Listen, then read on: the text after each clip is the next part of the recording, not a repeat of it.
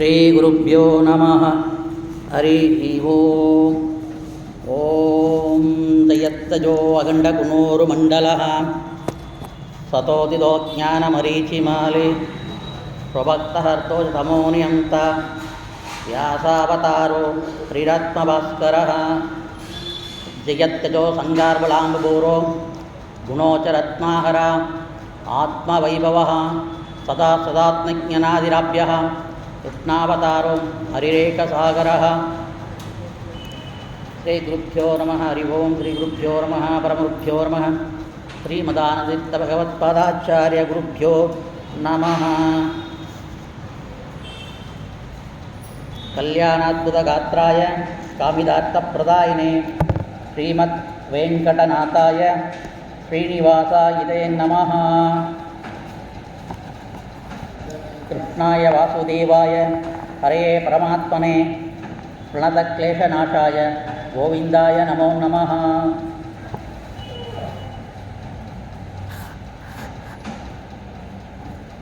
ಪ್ರಥಮೋ ಹನುಮನ್ನಾಮ ದ್ವಿತೀಯೋ ಭೀಮ ಏವ ಚ ಪೂರ್ಣಪ್ರಜ್ಞಾದ್ವಿತೀಯಸ್ತು ಭಗವತ್ಕಾರ್ಯಸಾಧಕಃ.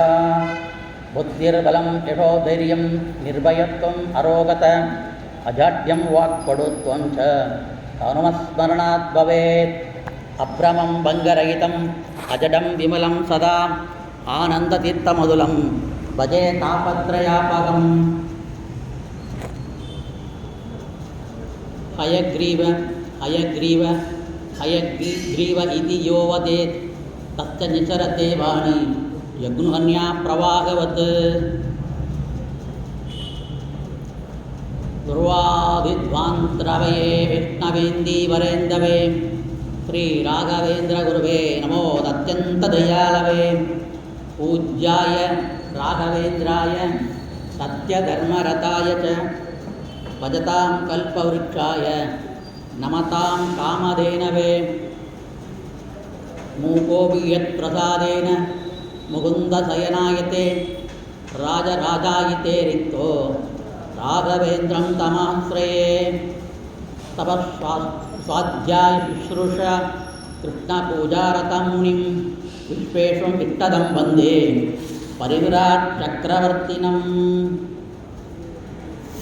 ಆಪಾದಮೌಲಿಪರ್ಯಂతం ಗುರುಣಾಂ ಆಕೃತಿ ಸ್ಮರೇತ್ ತೇನ ವಿಘ್ನಾಃ ಪ್ರಣಶ್ಯಂತಿ ಸಿದ್ಧ್ಯಂಚಿತಮನೋರಥಾಃ.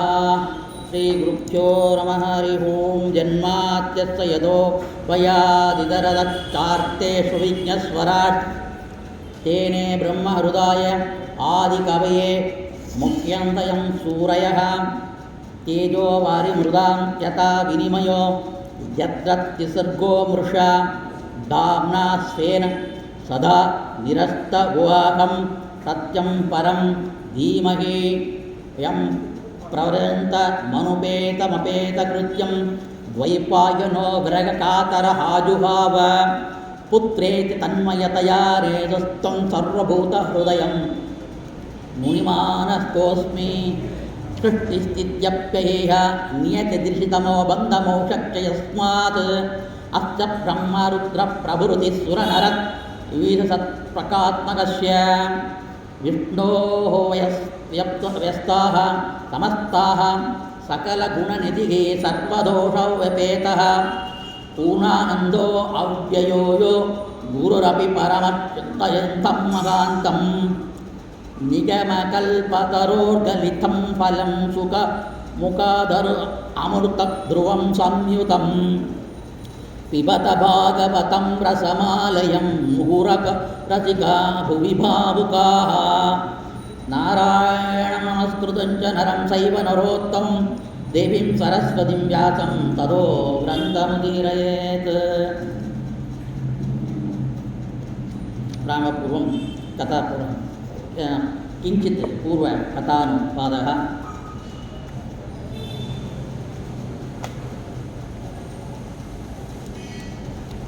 ನಿನ್ನೆ ನಾರದರು ವೃತ್ತಾಂತವನ್ನು ನೋಡಿದ್ವಿ. ಹಿಂದಿನ ಬ್ರಹ್ಮಕಲ್ಪದಲ್ಲಿ ಕೊನೆಯ ಆದಿ ಕಾಲದಲ್ಲಿ ನಾರದರು ಒಂದು ದೇಶ, ಅಲ್ಲಿ ಒಂದು ಗ್ರಾಮ, ಅಲ್ಲಿ ತನ್ನ ತಾಯಿಯ ಜೊತೆಯಲ್ಲಿ ವಾಸ ಮಾಡ್ತಾ ಇದ್ದಾರೆ. ತಾಯಿ ದಾಸಿಯಾಗಿ ಬ್ರಾಹ್ಮಣರ ಮನೆಯಲ್ಲಿ ಕೆಲಸವಾಗಿ ಅಲ್ಲಿ ಕೆಲಸ ಮಾಡುವ ಸಂದರ್ಭ ಅವರಿಗೆ ಪುತ್ರ ಒಂದು ಬಾಲಕ. ಅವನು ತಾಯಿಯ ಜೊತೆಯಲ್ಲಿ ತಾಯಿಗೆ ಶುಶ್ರೂಷೆ ಮಾಡಿಕೊಂಡು ತಾಯಿಯಲ್ಲ ಕೆಲಸವನ್ನು ಮಾಡಿಕೊಂಡಿರ್ತಾನ. ಆ ಊರಿಗೆ ಬ್ರಾಹ್ಮಣರು, ಸನ್ಯಾಸಿಗಳು, ಯತಿಗಳು, ಮುನಿಗಳು ಎಲ್ಲ ಗುಂಪು ಕೂಡಿ ಒಂದು ದೇವಸ್ಥಾನಕ್ಕೆ ಅಲ್ಲಿಗೆ ಚಾತುರ್ಮಾಸ್ಯ ವ್ರತ ಆಚರಣೆ ಮಾಡೋಕ್ಕೆ ಬಂದಿದ್ದಾರೆ. ಈ ಬ್ರಾಹ್ಮಣರ ಮನೆಯಲ್ಲಿ ಕೆಲಸ ಮಾಡುವ ಶೂದ್ರಶ್ರೀ ತನ್ನ ಬಾಲಕನ ಜೊತೆಯಲ್ಲಿ ಆ ದೇವಸ್ಥಾನಕ್ಕೆ ಹೋಗಿ ಅವರು ಹೇಳುವ ರೀತಿಯಲ್ಲಿ ಕೆಲಸ ಮಾಡಿಕೊಂಡು ಇರ್ತಾರೆ. ಇವನು ಆ ಯತಿಗಳ ಸೇವೆಯನ್ನು ಮಾಡಿ ಬ್ರಾಹ್ಮಣರ ಸೇವೆಯನ್ನು ಇಬ್ಬರು ಮಾಡ್ತಾ ಇರ್ತಾರೆ. ಆ ಬಾಲಕ ಎಂಜುಲೆಲೆ ಎತ್ತೋದು, ಮಾಡೋದು, ಅವರಿಗೆ ಕೆಲಸವನ್ನು ಮಾಡಿಕೊಡೋದೆಲ್ಲ ಮಾಡ್ತಾ ಇರ್ತಾನೆ. ಅಲ್ಲಿ ನಿತ್ಯ ಕೂಡ ಪುರಾಣಗಳು, ಶಾಸ್ತ್ರ ವಿಮರ್ಶೆಗಳು ಎಲ್ಲ ಕಥೆಗಳು ಅಲ್ಲಿ ನಡೀತಾ ಇದೆ. ಆ ಮುನಿ ವರ್ಯರುಗಳು ಉಪದೇಶದಿಂದ, ಆ ಕಥಾ ಶ್ರವಣದಿಂದ ಅವನಿಗೆ ಸದಾ ಹರಿಭಕ್ತಿ ಮೂಡ್ತಾ ಇದೆ ಆ ಬಾಲಕನಿಗೆ.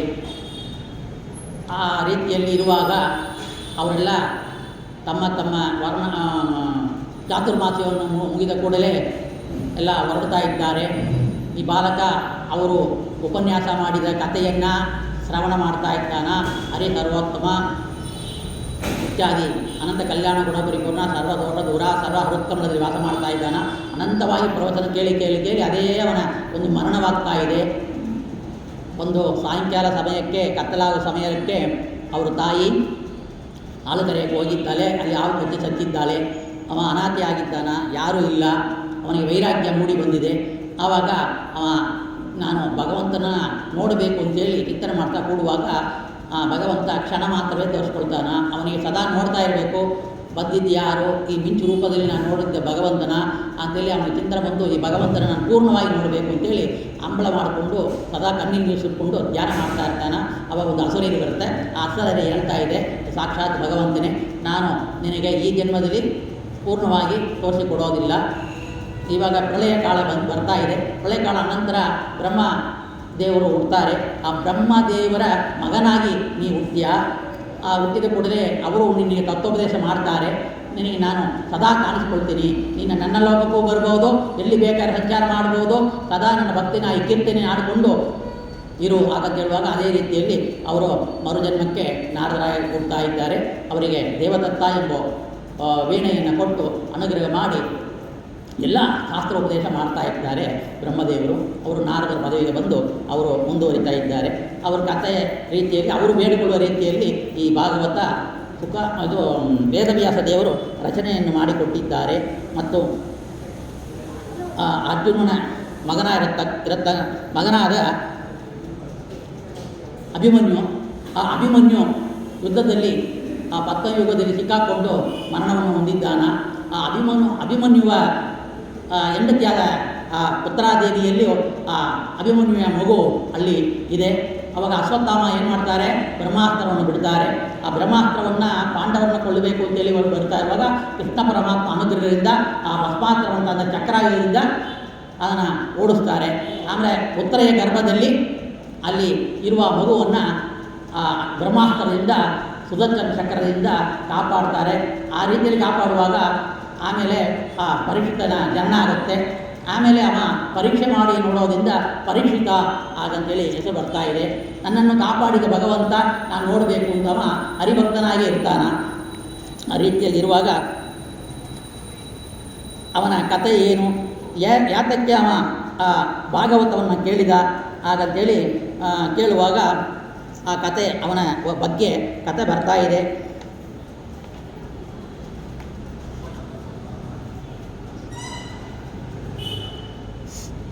ಮುಂಚಿತವಾಗಿಯೂ ನಾವು ನೋಡಿದ್ವು, ಕಲಿ ನಿಗ್ರಹವನ್ನು ಮಾಡುವಾಗ ಕಲಿಯನ್ನು ನಿಗ್ರಹ ಮಾಡೋಕ್ಕಾಗೋದಿಲ್ಲ. ಮುಂದೆ ಬರುವ ಕಲಿಯುಗ ಅವನ ಯುಗವಾಗಿದೆ. ನನ್ನನ್ನು ನಿಗ್ರಹ ಮಾಡಬೇಡ, ನನ್ನ ಕೊಲ್ಲಬೇಡ, ನಾನು ಶರಣಾಗತಿಯನ್ನು ಹೊಂದಿದ್ದೇನೆ ಅಂತ ಹೇಳುವಾಗ, ನಾನು ಶರಣಾಗತಿ ಹೊಂದಿದವ್ರನ್ನ ನಾನು ಸಾಯಿಸೋದಿಲ್ಲ ನಿನ್ನ ನಿಗ್ರಹಣ ಮಾಡೋದಿಲ್ಲ, ನೀನು ಹೋಗಿ ತೊಳಗು, ನನ್ನ ದೇಶಕ್ಕೆ ಬರಬೇಡ ಅಂತ ಹೇಳ್ತಾನೆ. ಆವಾಗ ಅವನಿಗೆ 4 ಜಾಗವನ್ನು ಕೊಡ್ತಾ ಇದ್ದಾನೆ. ಆ ರೀತಿಯಲ್ಲಿ 4 ಜಾಗವನ್ನು ಕೊಟ್ಟು ಆ ಕಲಿಯನ್ನು ಓಡಿಸ್ತಾನೆ. ಆ ರೀತಿಯಲ್ಲಿ ಅವನ ಅನುಗ್ರಹ ಮಾಡಿದ ರೀತಿಯಲ್ಲಿ ಇಲ್ಲಾಗಿದ್ದರೆ ಇವತ್ತು ಕಲ್ಲಿ ಎಲ್ಲ ಕಡೆಯೂ ಪ್ರವೇಶ ಮಾಡಿಕೊಂಡು ನಮಗೆ ಅನಂತ ಉಪದ್ರವನ್ನು ಕೊಡುವ ಸಾಧ್ಯತೆ ಇದೆ. ಅದಕ್ಕಾಗಿ ಆ ಪರೀಕ್ಷಿತ್ ರಾಜನನ್ನು ನಾವು ಕೊಂಡಾಡಲೇಬೇಕು. ಇಂಥ ಒಳ್ಳೆ ಪರೀಕ್ಷಿತ್ ರಾಜ, ಹರಿಭಕ್ತನಾದ ಪರೀಕ್ಷಿತ್ ರಾಜ ಅಡವಿಗೆ ಬೇಟೆಯಾಡಬೇಕು ಅಂತೇಳಿ ಹೋಗ್ತಾ ಇದ್ದಾನೆ. ಆ ಬೇಟೆಯಾಡಿ ಅವ ಮುಗಿಸಿದ ಕಾಲಕ್ಕೆ ಆ ಬಿಸಿಲು ಕಾಲ, ಅವನಿಗೆ ತುಂಬಾ ನೀರಡಿಕೆ ಆಗ್ತಾ ಇದೆ. ಏನು ಮಾಡಬೇಕು ಅಂತ ಹುಡುಕಾಡ್ತಾನ. ಎಲ್ಲಿಯೂ ಅವನಿಗೆ ಸಿಕ್ಕಿಲ್ಲ, ನೀರು ಸರೋವರ ಸಿಕ್ಕಿಲ್ಲ, ನದಿ ಸಿಕ್ಕಿಲ್ಲ, ತುಂಬ ದಟ್ಟ ಅರಣ್ಯವಾಗಿದೆ. ಅವಾಗ ಹುಡ್ಕೊಂಡು ಹೋಗುವಾಗ ಅಲ್ಲಲ್ಲೇ ಒಂದು 4-5 ಗುಡಿಸಲುಗಳು ಕಾಣ್ತಾ ಇದೆ. ಅಲ್ಲಿ ಆಶ್ರಮ ಇದೆ. ಆ ಆಶ್ರಮದಲ್ಲಿ ಸಮೀಕ ಋಷಿ ಹಾಗಂತೇಳಿ ಒಂದು ತಪಸ್ವಿಗಳು, ಬ್ರಾಹ್ಮಣ ತಪಸ್ವಿಗಳು, ಹರಿಭಕ್ತರು, ಅವರು ಏನು ಮಾಡ್ತಾ ಇದ್ದಾರೆ, ತಪಸ್ಸನ್ನು ಆಚರಣೆ ಮಾಡ್ತಾ ಇದ್ದಾರೆ. ಸಮಾಧಿ ಸ್ಥಿತಿಗೆ ಬಂದಿದ್ದಾರೆ. ಸಮಾಧಿ ಸ್ಥಿತಿ ಅಂದರೆ ಅಸಂಪ್ರಾಪ್ತ ಸಮಾಧಿ. ಅಸಂಪ್ರಾಪ್ತ ಸಮಾಧಿ ಅಂದರೆ ಸದಾ ಹರಿಯನ್ನ ಭಕ್ತಿಯನ್ನು ಹೃತ್ಕಮಲದಲ್ಲಿ ನೋಡ್ತಾ ಇರುವಾಗ ಈ ಪ್ರಪಂಚವನ್ನು ಮರೆತು ತನ್ನ ಒಳಗಿರುವ ಪರಮಾತ್ಮನ ಧ್ಯಾನದಲ್ಲಿ ಮಗ್ನರಾಗಿ ಹೊರಗಡೆ ಪ್ರಪಂಚದ ಜ್ಞಾನವೇ ಇಲ್ಲಾಗಿ ಪರಮಾತ್ಮನ ಧ್ಯಾನದಲ್ಲಿರೋದೇ ಆ ಅಸಂಪ್ರಾಜ್ಯ ಸಮಾಧಿ. ಅಂಥ ಒಂದು ಸಮಾಧಿ ಸ್ಥಿತಿಯಲ್ಲಿ ಇರುವಾಗ ಅಲ್ಲಿಗೆ ಒಳಗಡೆ ಬರ್ತಾನ ಪರೀಕ್ಷಿತ್ ರಾಜ. ಪರೀಕ್ಷಿತ್ ರಾಜನಿಗೆ ಹಸುವಾಗತ್ತೆ, ನೀರು ಕೊಡಿ, ನನಗೆ ನೀರಡಿಗೆ ಆಗ್ತಾ ಇದೆ, ನನಗೆ ನೀರು ಕೊಡಿ ಹಾಗಂತೇಳಿ ಕೇಳ್ತಾ ಇರ್ತಾನೆ. ಈ ಶಬ್ದ ಅವರು ಕಿವಿಯಲ್ಲಿ ಬೀಳೋದೇ ಇಲ್ಲ, ಸಮಾಧಿ ಸ್ಥಿತಿಯಲ್ಲಿ ಇದ್ದಾರೆ. ಆಮೇಲೆ ಏನು ಮಾಡ್ತಾನೆ, ಕೋಪ ಬರ್ತಾ ಇದೆ ಅವನಿಗೆ, ಹಸು ನೀರಡಿಗೆ ತುಂಬಿರೋದ್ರಿಂದ. ನೀರು ಕುಡಿಬೇಕು ಅಂತ ಹುಡ್ತಾನೆ, ಇಲ್ಲಿ ನೀರಿಲ್ಲ ಅಲ್ಲಿ. ಆಮೇಲೆ ಏನು ಮಾಡ್ತಾನೆ, ಅಲ್ಲಿ ಒಂದು ಸ್ವಲ್ಪ ದೂರದಲ್ಲಿ ಒಂದು ಹಾವು ಒಂದು ಸತ್ತೋಗಿದೆ. ಅಲ್ಲಿ ಒಂದು ಕೋಲಿದೆ. ಆ ಕೋಲನ್ನು ಎತ್ತಿ, ಆ ಹಾವನ್ನು ಕೋಲಿಂದ ಎತ್ತಿ ಅವರ ಕೊರಳಿಗೆ ಹಾಕ್ಬಿಡ್ತಾನೆ. ನೋಡಿ, ಅವ್ರ ಕೊರಳಿಗೆ ಹಾಕ್ತಾನ. ಕೋಪ ಬಂದು ತನ್ನ ದೇಶಕ್ಕೆ ಹೊರಡ್ತಾ ಇದ್ದಾನೆ. ಇದು ಬ್ರಾಹ್ಮಣರು ತಪಸ್ಸು ಮಾಡುವಾಗ, ಹರಿಧ್ಯಾನ ಮಾಡುವಾಗ ಅತ್ಯಂತ ಅವರೊಳಗಡೆ ಹರಿಸನ್ನಿಧಾನ ಹೆಚ್ಚಿರುತ್ತೆ. ಹರಿನಾಮಸ್ಮರಣೆ, ಹರಿಪೂಜೆ ಮಾಡುವಾಗಲೇ ನಮ್ಮೊಳಗೆ ಸನ್ನಿಧಾನ ಇರುತ್ತೆ. ಒಂದು ಸಮಾಧಿ ಸ್ಥಿತಿಗೆ ಹೋಗಿದ್ದಾರೆ. ಅಂಥ ಒಂದು ಬ್ರಾಹ್ಮಣರಲ್ಲಿಯೂ ಭಗವಂತ ದಿಢವಾಗಿ ನಿಂತಿರ್ತಾನೆ. ಅಂದರೆ ಆ ಸತ್ತೋಯ್ದ ಎಣವನ್ನು ಕೊರಳಿಗೆ ಹಾಕೋದ್ರಿಂದ ಅದು ಬ್ರಹ್ಮಹತ್ಯೆ ದೋಷವೇ ಆಗ್ತಾ ಇದೆ ಅವನಿಗೆ. ಯಾಕೆಂದರೆ ಅದು ಬ್ರಾಹ್ಮಣರು ಮಾಡಿದ ಅಪಚಾರ. ಪಾಪ ಅವನಿಗೆ ಒಳ್ಳೆಯೇ, ಅವನು ಹರಿಭಕ್ತನೇ, ರಾಜನೇ ಇರುವಾಗ ಏನೋ ಅವನಿಗೆ ಸರಿ ಇಲ್ಲ ಕಾಲ. ಯಾಕಂದರೆ ಮುಂಚಿತವಾಗಿಯೂ ಕೂಡ ಅವನಿಗೆ ಜ್ಯೋತಿಷ್ಯ ಹೇಳ್ತಾರೆ, ಮಹಾಭಾರತದಲ್ಲಿ ಬರ್ತಕ್ಕಂಥ ಅವನಿಗೆ ಜ್ಯೋತಿಷ್ಯ ಹೇಳುವಾಗ ಎಲ್ಲ ಹೇಳ್ತಾರೆ, ನೀವು ಪರೀಕ್ಷಿತ್ ರಾಜ, ನೀನು ಒಂದು ಒಳ್ಳೆ ರಾಜಕುಮಾರ, ವೀರನಾಗಿದ್ದಿ, ಶೂರನಾಗಿದ್ದಿ, ಎಲ್ಲ ಮಾಡ್ತಾ ಇದ್ದಿ. ಆದರೂ ಕೂಡ ಒಂದು ಸಮೀಕ ಋಷಿಗೆ ಒಂದು ಶಾಪದಿಂದ ದಕ್ಷ ಎಂಬ ಹಾವು ಕಚ್ಚಿ ನೀನು 7 ದಿನಕ್ಕೆ ಸತ್ತೋಗ್ತೀಯ, ಅವ್ರ ಮಗ ಶಾಪ ಕೊಡ್ತಾನ ಅಂತ. ಅದು ಇವನಿಗೆಲ್ಲ ಮರ್ತೋಯ್ತು ಆ ಕಾಲಕ್ಕೆ. ಅದು ಮರಿಲಾಗಿದ್ದರೆ ಈ ಥರ ಮಾಡಿರ್ಲಾರ, ಸೊ ನಾವು ಸಾಯ್ತೀವಿಂತ. ಅದೇ ಭಗವಂತ ಏನು ನಡಿಬೇಕೋ ಅದು ನಡೆಸೋನೇ ಭಗವಂತ. ಅದು ಏನಾಗಿದ್ದರು ಭಗವಂತ ಉತ್ತರೆಯ ಗರ್ಭದಲ್ಲಿರುವ ಪರಿಷಿಕ್ತನನ್ನು ಬ್ರಹ್ಮಾಸ್ತ್ರದಿಂದ ಕಾಪಾಡಿದ. ಎಂಥ ಅಸ್ತ್ರ ಅದು! ಇಡೀ 14 ಲೋಕವನ್ನೇ ಸುಡುವ ಬ್ರಹ್ಮಾಸ್ತ್ರವನ್ನು ಅಶ್ವತ್ಥಾಮ ಬಿಟ್ಟಿದ್ದಾನೆ. ಆ ಬ್ರಹ್ಮಾಸ್ತ್ರದಿಂದ ಪರೀಕ್ಷಿತನ್ನು ಕಾಪಾಡಿದ ಭಗವಂತನಿಗೆ ಇವರು ಈ ದಕ್ಷಕ ಎಂಬ ಹಾವಿಂದ ಕಾಪಾಡೋದು ಎಷ್ಟು ಕಷ್ಟ. ಆದರೂ ಭಗವಂತ ಏನು ಮಾಡ್ತಾನೆ, ಅಲ್ಲಿ ಕಲಿ ಪ್ರವೇಶ ಮಾಡ್ತಾನೆ. ಯಾಕಂದರೆ ಈಗನೇ ಸ್ವಲ್ಪ ದಿನಕ್ಕೆ ಹಿಂದೆ ಕಲಿಯನ್ನು ದೂರ ಓಡಿಸಿದ್ದ. ಆದರೆ ಏನು ಕೊಟ್ಟ ಅವ, 4 ಜಾಗವನ್ನು ಫಸ್ಟ್ ಕೊಡ್ತಾ ಇದ್ದಾನೆ. ಜೂಜು, ಸ್ತ್ರೀ ವೇಶ್ಯಾವಾಟಿಕೆ, ಪ್ರಾಣಿ ಹತ್ಯೆ, ಇದೆಲ್ಲ ಈ ರೀತಿಯಲ್ಲಿ ಇರುವಾಗ ಇನ್ನೊಂದು ಸ್ಥಾನ ಉಂಟಲ್ವ, ನನಗೆ ಬಂಗಾರದ ಆಸೆ ಎಲ್ಲಿ ಇದೆಯೋ ಅಲ್ಲಿ ನೀನು ಹೋಗಿ ಅಲ್ಲಿ ಇರುವುದು. ಇವನ ಕಿರೀಟದಲ್ಲಿ ಬಂಗಾರ ಇದೆ, ಮೈಯಲ್ಲಿ ಆವರಣದಲ್ಲಿ ಬಂಗಾರ ಇದೆ. ಇದು ನನ್ನ ಸ್ಥಾನ ಅಂತೇಳಿ ಅಲ್ಲೇ ಕಲಿ ಪ್ರವೇಶ ಆಗ ಅವನಲ್ಲಿ. ಆವಾಗ ಆ ಕಲಿ ಪ್ರವೇಶದಿಂದಲೇ ಪಾಪ ಅವ ಆವನ್ನು ಸಮೀಕ ಋಷಿಯ ಕೊರಳಿನಲ್ಲಿ ಹೊರಡ್ತಾನ. ಆಮೇಲೆ ಅವರು ಮಗ ಬರ್ತಾನ, ಅವನ ಹೆಸರು ಶೃಂಗಿ ಋಷಿ. ಆ ಶೃಂಗಿ ಏನು ಮಾಡ್ತಾನ, ಏನಿದು ಹಾವು, ತಂದೆಯ ಕೊರಳಲ್ಲಿ ಹಾವು ಸತ್ತೋಗಿದ ಹಾವಿದೆ, ಇದು ಯಾರು ಹಾಕಿದ್ದು ಹಾಗಂತೇಳಿ ನೋಡ್ತಾನೆ. ಒಂದು ಹುಡುಗ ಬಂದು ಇದರ ರಾಜರು ಬಂದರು, ಅವ್ರು ಬಂದು ಯಾರಾದ್ರು ಬಂದರು ಹಾಕಿದ್ರು. ಅವ ತಪಸ್ಸಿಂದ ಕಂಡಿಡ್ತಾನೆ, ಬಂದಿದ್ದು ಪರಿಣಿತ ರಾಜ ಅಂತ. ಏನು ಮಾಡ್ತಾನೆ, ಕಿವಿನ ಮುಟ್ಟಿ ಆಚರಣೆ ಮಾಡಿ ಗಾಯತ್ರಿ ಮಂತ್ರ ಸಿದ್ಧಿ ಪುರುಷ ಅಂಥ ಒಂದು ಸಿದ್ಧಿ ಅವನಲ್ಲಿ ಇತ್ತು. ಪೂರ್ವ ಅನಂತ ಜನ್ಮದ ಸಾಧನೆ, ಅಂಥ ಸಾಧನೆಯಿಂದವೇ ಇಂಥ ಒಂದು ದೊಡ್ಡ ಋಷಿಗೆ, ಸಮೀಕ ಋಷಿಗೆ ಮಗನಾಗಿ ಹುಟ್ಟಿದ್ದಾನೆ. ಏನು ಮಾಡ್ತಾನೆ, ಇವತ್ತಿಂದ 7 ದಿವಸದಲ್ಲಿ ತಕ್ಷಕ ಎಂಬ ಹಾವು ಕಚ್ಚಿ ಈ ರಾಜನು ಸಾಯಲಿ ಅದನ್ನು ಶಾಪ ಕೊಟ್ಬಿಡ್ತಾನೆ. ಶಾಪ ಅದೇ ಬ್ರಾಹ್ಮಣ ಶಾಪ ಅನ್ನೋದು ತಟ್ಟತ್ತೆ. ಈ ಕಾಲದ ಬ್ರಾಹ್ಮಣ ಶಾಪ ಕೊಟ್ಟು ನಡೀತೀವಲ್ಲೋ ಅಶುದ್ಧಿ ನಾವೆಲ್ಲ, ಆದರೆ ಆ ಕಾಲದಲ್ಲಿಯೋ ಅದು ನಡೀತೆ. ಈ ಕಾಲದ ತಪಸ್ವಿಗಳು, ಜ್ಞಾನಿಗಳು, ವ್ಯಕ್ತಿಗಳು ಯಾರನ್ನ ಶಾಪ ಕೊಟ್ಟರು ಅದು ನಡೀತಾ ಇದೆ, ಅದನ್ನು ನೋಡಿದ್ದೀವಿ. ಇರುವಾಗ ಈ ಇವ ತನ್ನ ಮಗ ಶೃಂಗಿ ಕೊಟ್ಟಿರೋ ಶಾಪವನ್ನು ಕೇಳಿದವ ಹಲವಾರು ರೀತಿಯಲ್ಲಿ ಹೇಳ್ತಾನೆ. ನೋಡಪ್ಪ, ರಾಜರಿಗೆ ಈ ಥರ ಮಾಡಿದ್ಯಾ, ರಾಜರಿಲ್ಲಾಗಿ ಈ ಲೋಕ ನಡೆಯುತ್ತಾ, ರಾಜಭೃತ್ಯರಿರೋದ್ರಿಂದ ಕಳ್ಳ ಕಪಟ ಎಲ್ಲ ನಡೆಯೋದಿಲ್ಲ, ರಾಜರಿರೋದ್ರಿಂದ ಎಲ್ಲ ನಾವು ಭಯಭೀತರಿಲ್ಲ ಬಾಳ್ತಾ ಇದ್ದೀವಿ. ಅವರ ರಾಜರ ಆ ರಕ್ಷಕರು ನಮ್ಮನ್ನು ರಕ್ಷಣೆ ಮಾಡ್ತಾ ಇರ್ತಾರೆ. ಅಂಥ ರೀತಿಯಲ್ಲಿರುವ ರಾಜನನ್ನು ಅವನು ಹರಿಭಕ್ತ ಅಲ್ವಾ, ಪಾಪ ಕೊಟ್ಟಿ ಅಲ್ವಾ ಅನ್ನುವ, ಆದರೂ ಅವರಿಗೆ ತಪಸ್ಸಿಂದ ನೋಡ್ತಾರೆ. ಅದು ಆ ಶಾಪ ತಟ್ಟತ್ತೆ, ಅದೇ ರೀತಿಯಲ್ಲಿ ನಡೆಯುತ್ತೆ ಅಂತೇಳಿ ಅವರು ಸುಮ್ಮನಾಗ್ತಾರೆ. ಆಮೇಲೆ ಇದನ್ನು ರಾಜರಿಗೆ ಬಂದು ಬರುತ್ತಾರೆ, ತಿಳಿಸ್ತಾರೆ. ನೀವು ಆ ಥರ ಸಮೀಕ ಋಷಿಗೆ ಕೊರಳಲ್ಲಿ ಯಾವಾಗ ಬಂದಿದ್ದೀರಿ, ಅವ್ರ ಕೋಪದಿಂದ ನಿಮಗೆ ಶಾಪ ಕೊಟ್ಟಿದ್ದಾನ, ನೀವು 7 ದಿನದಲ್ಲಿ ಸಾಯ್ತೀರಾ ಹಾಗಂತ ಹೇಳುವಾಗ ಅವ ಹಲವಾರು ರೀತಿಯಲ್ಲಿಯೂ ಮನೆಗೆ ಬಂದಿತ್ತು. ಆಮೇಲೆ ಕಲಿಪ್ರವೇಶ ಹೋಯಿತು. ಅವ ಹಲವಾರು ರೀತಿಯಲ್ಲಿ ದುಃಖ ಪಡ್ತಾನೆ. ಅಯ್ಯೋ, ನಾನು ಸ್ವಲ್ಪ ಹೊತ್ತು ನಾನು ನೀರಡಿಕೆ ತಡೆಯಬಾರ್ದಾಯ್ತಾ, ಈಗ ಅಲ್ಲಿ ಹೋಗಿರೋನ ಈ ಕಡೆ ಬಂದಿರ್ಬೋದು ಅಲ್ವಾ, ನಾ ಏನು ಸತ್ತೋಗ್ಬಿಟ್ನ ನೀರಡಿಕೆಯಿಂದ, ನನಗೆ ಆ ಇಂದ್ರನಿಗ್ನ ಇಲ್ಲ ಹೋಯ್ತಲ್ಲ, ಎಂಥ ಒಂದು ಬ್ರಾಹ್ಮಣ ಕುಲಕ್ಕೆ ನಾನು ಅವಮಾನ ಮಾಡಿದೆ, ಅಂಥ ಬ್ರಾಹ್ಮಣ ತಪಸ್ವಿಗಳಿಗೆ ನಾನು ಹಾಕಿ ಬ್ರಹ್ಮತ್ಯ ದೋಷ ಮಾಡಿಕೊಂಡೆ, ಇದು ಶಾಪವನ್ನು ನಾನು ತಗೊಳ್ತೀನಿ, ಇದು ನಡೀಲಿ ಅಂತೇಳಿ ಶಾಪವನ್ನು ಸ್ವೀಕಾರ ಮಾಡ್ತೀನಿ ಹಾಗಂತ ಅವ ಹೇಳ್ತಾ ಇದ್ದಾನ.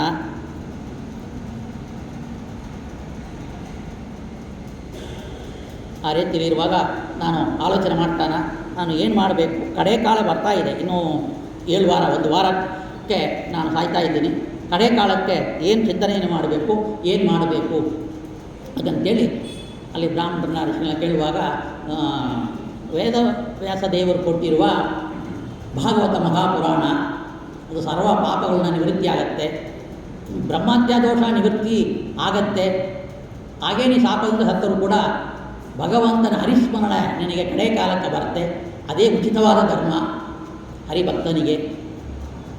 ನಿನ್ನ ಪರಂಪರೆ ಯಾರು ಬಂದಿದ್ದಾರೋ ಅವರೆಲ್ಲರೂ ಕೂಡ ಆ ಕೃಷ್ಣ ಪರಮಾತ್ಮನ ಭಕ್ತರು, ಆ ಕೃಷ್ಣ ಕಥೆಯನ್ನು ಕೇಳು ಹಾಗಂತೇಳಿ ಕಳಿಸ್ತಾರೆ. ಆ ರೀತಿಯಲ್ಲಿ ಆ ನೈಮಿಷಾರಣ್ಯಲ್ಲಿ ಸತ್ರಯಾಗ ಮಾಡೋಕ್ಕೆ ಶೌನಕಾದಿ ಋಷಿಗಳು ಬರುವಾಗ ಅಲ್ಲಿ ಸೂತ ಪುರಾಣಿಕರು ಬರ್ತಾರೆ. ಅಲ್ಲಿಯೂ ಆ ಕಾಲಕ್ಕೆ ಇವ ಹೋಗ್ತಾ ಇದ್ದಾನ. ಆ ಕಾಲಕ್ಕೆ ಶುಕಮುನಿ ಈ ಈ ಪುರಾಣ ರಚನೆ ಮಾಡಿ ಕೊಟ್ಟಿರತಕ್ಕಂಥ ವೇದವ್ಯಾಸ ದೇವರ ಮಗನಾದಂಥ ಶುಕಮುನಿ ಅಲ್ಲಿಗೆ ಬರ್ತಾರೆ. ಆವಾಗ ಅವರೆಲ್ಲಿ ನಮಸ್ಕಾರ ಮಾಡಿ ಎಲ್ಲ ಕಥೆ ಹೇಳ್ತಾನೆ. ಆ ಕಥೆಯನ್ನು ಆಯಿತು, ನೀನು ಒಳ್ಳೆಯದೇ ಮಾಡಿದಿ, ಕಡೆ ಕಾಲಕ್ಕೆ ಏನು ಮಾಡಬೇಕು ಹಾಗಂತೇಳಿ ನೀನು ಏನು ಚಿಂತನೆ ಮಾಡಬೇಡ, ಕಟ್ಟ ಬೀಳಬೇಡ. ಕಟ್ಪಾಂಕಿ ಅಂತ ಒಂದು ಋಷಿ ಇದ್ದಾರೆ, ಅವರು ಒಂದು ಮುಹೂರ್ತ ಕಾಲಕ್ಕೆ 48 ನಿಮಿಷ ಕಾಲ ಮಾತ್ರ ಅವರಿಗೆ ಆಯುಷು. ಏನು ಕಥೆ ಅಂದರೆ, ದೇವರಿಗೂ ದೈತ್ಯರಿಗೂ ಯುದ್ಧ ಬರುತ್ತೆ. ಕಟ್ಪಾಂಗ ಋಷಿ ದೇವತೆಗಳ ಕಡೆ ಇದ್ದು ಯುದ್ಧದಲ್ಲಿ ಮಾಡಿ ಅವರಿಗೆ ಜಯವನ್ನು ತಂದು ಕೊಡ್ತಾ ಇದ್ದಾನ. ಒಂದು ಯುದ್ಧದಲ್ಲಿ ಉಪಕಾರ ಮಾಡಿದ ಒಂದು ಫಲವಾಗಿ ಅವ ಏನು ಮಾಡ್ತಾನೆ, ಏನು ಬೇಕು ಅಂತ ಕೇಳುವಾಗ ನನಗೆ ಏನೇನು ಬೇಡ, ಪರವಾಗಿಲ್ಲ, ನನಗೆ ದೇವರೆಲ್ಲ ಕೊಟ್ಟಿದ್ದಾನ, ನನ್ನ ಆಯುಷ್ ಎಷ್ಟು ಅಂತ ಹೇಳ್ಬಿಡಿ ಇರ್ತಾನೆ. ಲೆಕ್ಕ ಹಾಕಿಬಿಟ್ಟು ನನಗೆ ಒಂದೇ ಮುಹೂರ್ತ ಕಾಲ ಅಂದ್ಬಿಡ್ತಾರೆ ನೋಡಿ. ಅಯ್ಯಯ್ಯೋ, ಒಂದೇ ಮುಹೂರ್ತ ಕಾಲ, ನನಗೆ ಆಯುಷ್ ಬೇಕು, ಏನು ಮಾಡೋದು, ದುಃಖಕ್ಕೆ ಒಳಗೇ ಇಲ್ಲ. ಏನು ಮಾಡ್ತಾ, ಇಂಥ ಒಂದು ನನಗೆ ಕಡೆ ಕಾಲ ಬಂದಿರೋದು, ಅವರವರಿಗೆ ಯಾವಾಗ ಸಾಯ್ತೀವಿ ಅಂತ ಗೊತ್ತಿಲ್ಲ, ಯಾವಾಗ ಮರಣ ಹೊಂದುತ್ತೀವಿ ಹಾಗಂಗೆ ಗೊತ್ತಿಲ್ಲ. ಆದರೂ ನಾನು ಒಳ್ಳೆ ಕಾರ್ಯ ಮಾಡಿದ್ದೀನಿ, ಅದೊಂದು ಫಲ ಇದೆ, ಈ ಫಲದಿಂದ ನನಗೆ ಒಂದು ಮುಹೂರ್ತ ಕಾಲ ಆಯುಷ್ಯದಿಲ್ಲ ಹಾಗಂತೇಳಿ ಪರಮಾತ್ಮನ ಧ್ಯಾನದಿಂದ ನನ್ನ ಆತ್ಮ ಪ್ರಾಣವನ್ನು ಸುಷುಮ್ನಾಡಿ ಮುಖಾಂತರ ಹೋಗಿ ಭಗವಂತನ ಸೇರೋಣ ಅಂತ ಧ್ಯಾನದಿಂದ ಜೀವ ಬಿಡ್ತಾನೆ, ಕಷ್ಟ ಇಲ್ಲದೆ. ಆ ರೀತಿಯಲ್ಲಿ ಆ ಕಟ್ಪಾಂಗಿ ಋಷಿಗೆ ಒಂದು ಮುಹೂರ್ತ ಕಾಲ ಮಾತ್ರವೇ ಇತ್ತು, 48 ನಿಮಿಷ ಮಾತ್ರ. ಆದರೆ ನಿನಗೆ 7 ದಿನ ಇದೆ. 7 ದಿನದಲ್ಲಿ ಯಾವಾಗಲೂ ರಾತ್ರಿ ಶ್ರವಣ ಮಾಡಿದರೆ ಹೆಚ್ಚು ಫಲ ಬರುತ್ತೆ, ಕೇಳು ಹಾಗಂತೇಳಿ ಅವನಿಗೆ ಈ ಶ್ರೀಮದ್ಭಾಗವತವನ್ನು ಗಮನಿಗೆ ಉಪದೇಶವನ್ನು ಮಾಡ್ತಾ ಇದ್ದಾರೆ. ಅವನು ಕೇಳ್ತಾನ,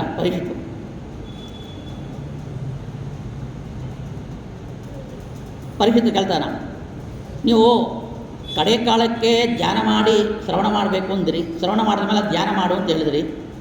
ಈ ಧ್ಯಾನ ಮಾಡೋದಕ್ಕೆ ಕಲಿಯುವ ಬಗ್ಗೆ ಹೇಗೆ ರೀತಿಯಲ್ಲಿ ಮಾಡಬೇಕು ಶುಕಮುನಿಗಳು ಹೇಳ್ತಾ ಇದ್ದಾರೆ. ಮೊದಲು ನೀನು ಆಸನ ಜಯವನ್ನು ಹೊಂದಿ ಶ್ವಾಸವನ್ನು ವಾಯುದೇವರ ಅನುಗ್ರಹದಿಂದ ಜಯಿಸಿ ಇಂದ್ರಿಯಗಳನ್ನು ವಶ ಮಾಡಿಕೊಂಡು ಧ್ಯಾನ ಮಾಡುವ ಅಭ್ಯಾಸ ಮಾಡಿಕೋ ಹಾಗಂತ ಹೇಳ್ತಾರೆ.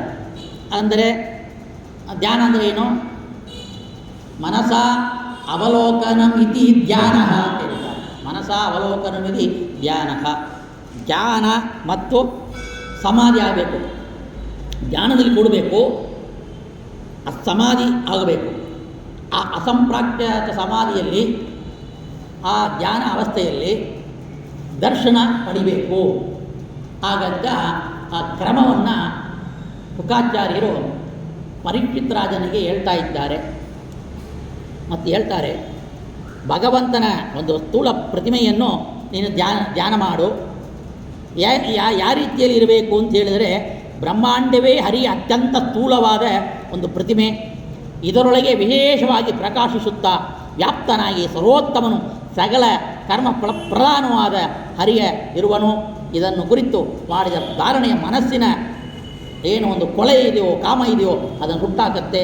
ಅದು ಪರಿಹರಿಸಲು ಸಮರ್ಥನಾಗುವುದು ಈ ವಿರಾಟ್ ರೂಪ ದರ್ಶನ ಏನಿದೆಯೋ, ಆ ವಿರಾಟ್ ರೂಪ ದರ್ಶನದಿಂದ ನಿನ್ನ ಕಾಮನೆ ಅದು ಈಡೇರುತ್ತೆ. ಕೆಟ್ಟ ಕಾಮನೆ ಕೊಳೆ ಅದು ದೂರ ಹೋಗುತ್ತೆ, ಭಯ ನಿನಗೆ ನಿವಾರಣೆ ಆಗತ್ತೆ. ಅನಂತ ರೀತಿಯಲ್ಲಿಯೂ ಅವನೇ ಪರಿಶುದ್ಧರಾಜನಿಗೆ ವಿರಾಟ್ ರೂಪ ದರ್ಶನವನ್ನು ಹೇಳ್ತಾ ಇದ್ದಾರೆ. ಅಂದರೆ ವಿರಾಟ್ ರೂಪ ಅಂದರೆ ಏನರ್ಥ ಹೇಳ್ತಾ ಇದ್ದಾರೆ. ವಿರಾಟ್ ಅಂದರೆ ವಿಶೇಷೇಣ ರಾಜತೆ ಇದು ವಿರಾಟ ಅಂತ. ವಿಶೇಷೇಣ ರಾಜತೆ ಇದು ವಿರಾಟ್ ಅಂತ. ಅಂದರೆ ವಿಶೇಷವಾದ ಒಂದು ಒಳಗಡೆ ಸರ್ವಸ್ವತಂತ್ರ ರಾಜನಾಗಿರುವ, ವ್ಯಾಪ್ತನಾಗಿರುವ, ಸರ್ವೋತ್ತಮನಾಗಿರುವ ಭಗವಂತನೇ ಆ ವಿರಾಟ್ ಅಂತ. ವಿರಾಟ್ ಅಂದರೆ ಈ ನಾವು ಇರುವ ಈ ಬ್ರಹ್ಮಾಂಡ ಕೆಳಗಡೆ 7 ಲೋಕಗಳು, ಅತ್ತಲ ವಿತ್ತಲ ಸುತಲ ಶಾತಲ ಮಗಾತಲ ತಲಾತಲ ಪಾತಾಳ ಅಂತ. ಮೇಲ್ಗಡೆ 7 ಲೋಕಗಳು ಗೊತ್ತಿರುವಂತೆ ಭೂಲೋಕ, ಭೂಲೋಕ, ಸೌರಲೋಕ, ಮಹಾಲೋಕ, ಜನಲೋಕ, ತಪೋಲೋಕ, ಸತ್ಯಲೋಕ ಅಂತ. ಈ 7 18 ಲೋಕಗಳು ಬ್ರಹ್ಮಾಂಡದಲ್ಲಿ ಇದೆ. ಈ ಬ್ರಹ್ಮಾಂಡವನ್ನೇ ಭಗವಂತನ ಪ್ರತಿಮಾ ಅಂತ ಧ್ಯಾನ ಮಾಡು ಅಂತ ಹೇಳ್ತಾರೆ. ಹೌದು, ನಾವು ಸಾಯುವ ಕಾಲಕ್ಕೆ ಪರಿಶುದ್ಧರಾಜ ಹೇಗೆ ಹೇಳ್ಕೊಟ್ರು ಆ ರೀತಿಯಲ್ಲಿ ನಾವು ಧ್ಯಾನ ಮಾಡಬೇಕು. ಅದು ಕಷ್ಟವಾದ ಕೆಲಸ ನಮಗೆ, ಅಲ್ಪ ಬುದ್ಧಿಯಿರೋರಿಗೆ. ಅದರ ಶ್ರವಣ ಮಾಡೋದನ್ನು ಸ್ವಲ್ಪ ನಿತ್ಯ ಮರಣ ಮಾಡ್ತಾ ಬಂದರೆ ಆ ವಿರಾಟ್ ರೂಪ, ಭಗವಂತನ ವ್ಯಾಪ್ತಿತ್ವ ಎಲ್ಲ ಕಡೆ ಇರೋದನ್ನು ಧ್ಯಾನ ಮಾಡಿದ್ರೆ ನಮಗೆ ಭಯ ಭೀತಿಯೇ ಇಲ್ಲ. ಎತ್ತು ಸರ್ವ ಈಶಾವಾಸ್ಯ ಉಪನಿಷತ್ತು ಹೇಳ್ತಾ ಇದೆ, ಎತ್ತು ಸರ್ವಾಣಿ ಭೂತಾನಿ ಆತ್ಮೈವಾನು ಪಶ್ಯತಿ ಸರ್ವಭೂತೇಷು ಆತ್ಮಾನಂ ತಥೋನ ವಿಜಿಗುಪ್ಸತೆ. ಎಲ್ಲ ಕಡೆಯಲ್ಲಿ ಭಗವಂತನ ವ್ಯಾಪ್ತವಾಗಿರುವ ಅಂತ ಇರುವಾಗ ಅವನಿಗೆ ಭಯ ಇಲ್ಲ ಅಂತೇಳಿ ಇದಕ್ಕೆ ಈ ಶ್ಲೋಕದ ಅರ್ಥ. ಯಸ್ಮಿನ್ ಸರ್ವಾಣಿ ಭೂತಾನಿ ಆತ್ಮೈವಾನು ಪಶ್ಯತಿ ಸರ್ವಭೂತೇಷು ಆತ್ಮಾನಂ ತಥೋನ ವಿಜಿಗುಪ್ಸತೆ. ಯಸ್ಮಿನ್ ಸರ್ವಾಣಿ ಆತ್ಮಾನಿ ಕಹ ವಿಜಾನ ಕಟಶೋಕಗ ಅಂತ. ಯಸ್ಮಿನ್ ಸರ್ವಾಣಿ ಭೂತಾನಿ ಆತ್ಮೈವಾನು ವಿಜಾನತಃ ತತ್ರ ಕೋ ಮೋಹ ಕಟಶೋಕಃ ಅಂತೇಳಿ ಆ ಶ್ಲೋಕ. ಕಹ ಯಾರಿರ್ತಾನೆ, ಶೋಕ ಮೋಹ ಬರುತ್ತೆ. ಎಲ್ಲದಲ್ಲಿಯೂ ಪರಮಾತ್ಮ ಇರೋದಂದರೆ ಭಯ ಇಲ್ಲ. ಎಲ್ಲದಲ್ಲಿಯೂ ವ್ಯಾಪಿಸಿಕೊಂಡಿರುವವನು ಒಬ್ಬನೇ, ಎಲ್ಲದಲ್ಲಿಯೂ ಇರುವವನು ಒಬ್ಬನೇ, ಎಲ್ಲದಲ್ಲಿಯೂ ವ್ಯಾಪಿಸಿಕೊಂಡಿರುವವನು ಒಬ್ಬನೇ ಅಂತೇಳಿ ಚಿಂತನೆ ಮಾಡುವಾಗ ಅಂಥ ವ್ಯಕ್ತಿಗೆ ಶೋಕ ಮೋಹ ಇಲ್ಲ ಅಂತ ಹೇಳ್ತಾರೆ. ಅದೇ ವಿಷಯವನ್ನೇ ಇವರು ಹೇಳ್ತಾ ಇದ್ದಾರೆ. ನೀ ಎಲ್ಲ ಕಡೆಯಲ್ಲಿಯೂ ಧ್ಯಾನ ಮಾಡು, ನಿನ್ನಲ್ಲಿಯೂ ಧ್ಯಾನ ಮಾಡು, ಈ ಬ್ರಹ್ಮಾಂಡವನ್ನು ಒಳಗಡೆ ಇರುವ ಭಗವಂತನನ್ನು ಚಿಂತನೆಯನ್ನು ಮಾಡು ಅಂತ ಹೇಳ್ತಾ ಇದ್ದಾರೆ. ಅದು ಪುರುಷ ಸೂಕ್ತ ವ್ಯಾಖ್ಯಾನ ನೋಡಿರಿ. ಭಾಗವತ ಅಂದರೆ ವೇದಾರ್ಥ ನಿರ್ಣಯ ಗ್ರಂಥ ಅಂತ ಹೇಳ್ತಾರೆ. ಆ ವೇದ ಪುರುಷ ಸೂಕ್ತ ಪರಮಾತ್ಮ ವಿರಾಟ್ ರೂಪವನ್ನು ಸೃಷ್ಟಿಕ್ರಮವನ್ನು ಹೇಳ್ತಾ ಇದೆ. ಆ ರೀತಿಯಲ್ಲಿ ಭಗವಂತನ ವ್ಯಾಪ್ತಿತ್ವವನ್ನು ಹೇಳ್ತಾ ಇದೆ. ಆ ರೀತಿಯಲ್ಲಿ ಇಲ್ಲಿ ಹೇಳ್ತಾ ಇದ್ದಾರೆ.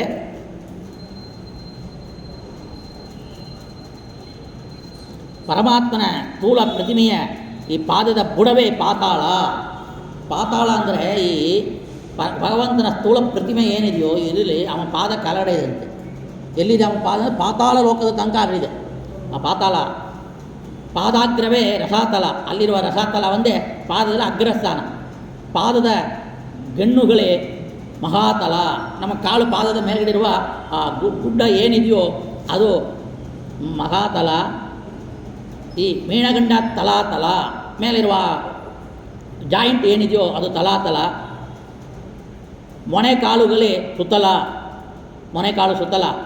ತೊಡೆಗಳೇ ಕಳೆಭಾಗವೇ ವಿತಲ, ತೊಡೆ ಏನಿದೆಯೋ ಅದನ್ನು ಕಳೆಭಾಗ ಬಂದಿದಲ್ಲ ಅದು ವಿತಲ. ಮೇಲ್ಭಾಗವೇ ಅತುಲ, ಮೇಲ್ಭಾಗ. ಅದು ಕಟ್ಟಿದ ಹಿಂಭಾಗ ಭೂತಲ. ನಾಭಿ ಅವನಿಗೆ ಆಕಾಶ. ವಕ್ಷಸ್ಥಲ ಜ್ಯೋತಿಷ್ ಸಮೂಹ, ವಕ್ಷಸ್ಥಲ. ಮಕರಲೋಕ ಕುತ್ತಿಗೆ. ಮುಖ ಅವನು ಜನೋಲೋಕ. ಹಣೆ ತಪೋಲೋಕ. ಶಿರಸ್ಸು ಸತ್ಯಲೋಕ. ಇಂದ್ರಾದಿ ದೇವತೆಗಳು ಈ ಭಾಗಗಳಿಂದ ಹುಟ್ಟಿದ್ದಾರೆ.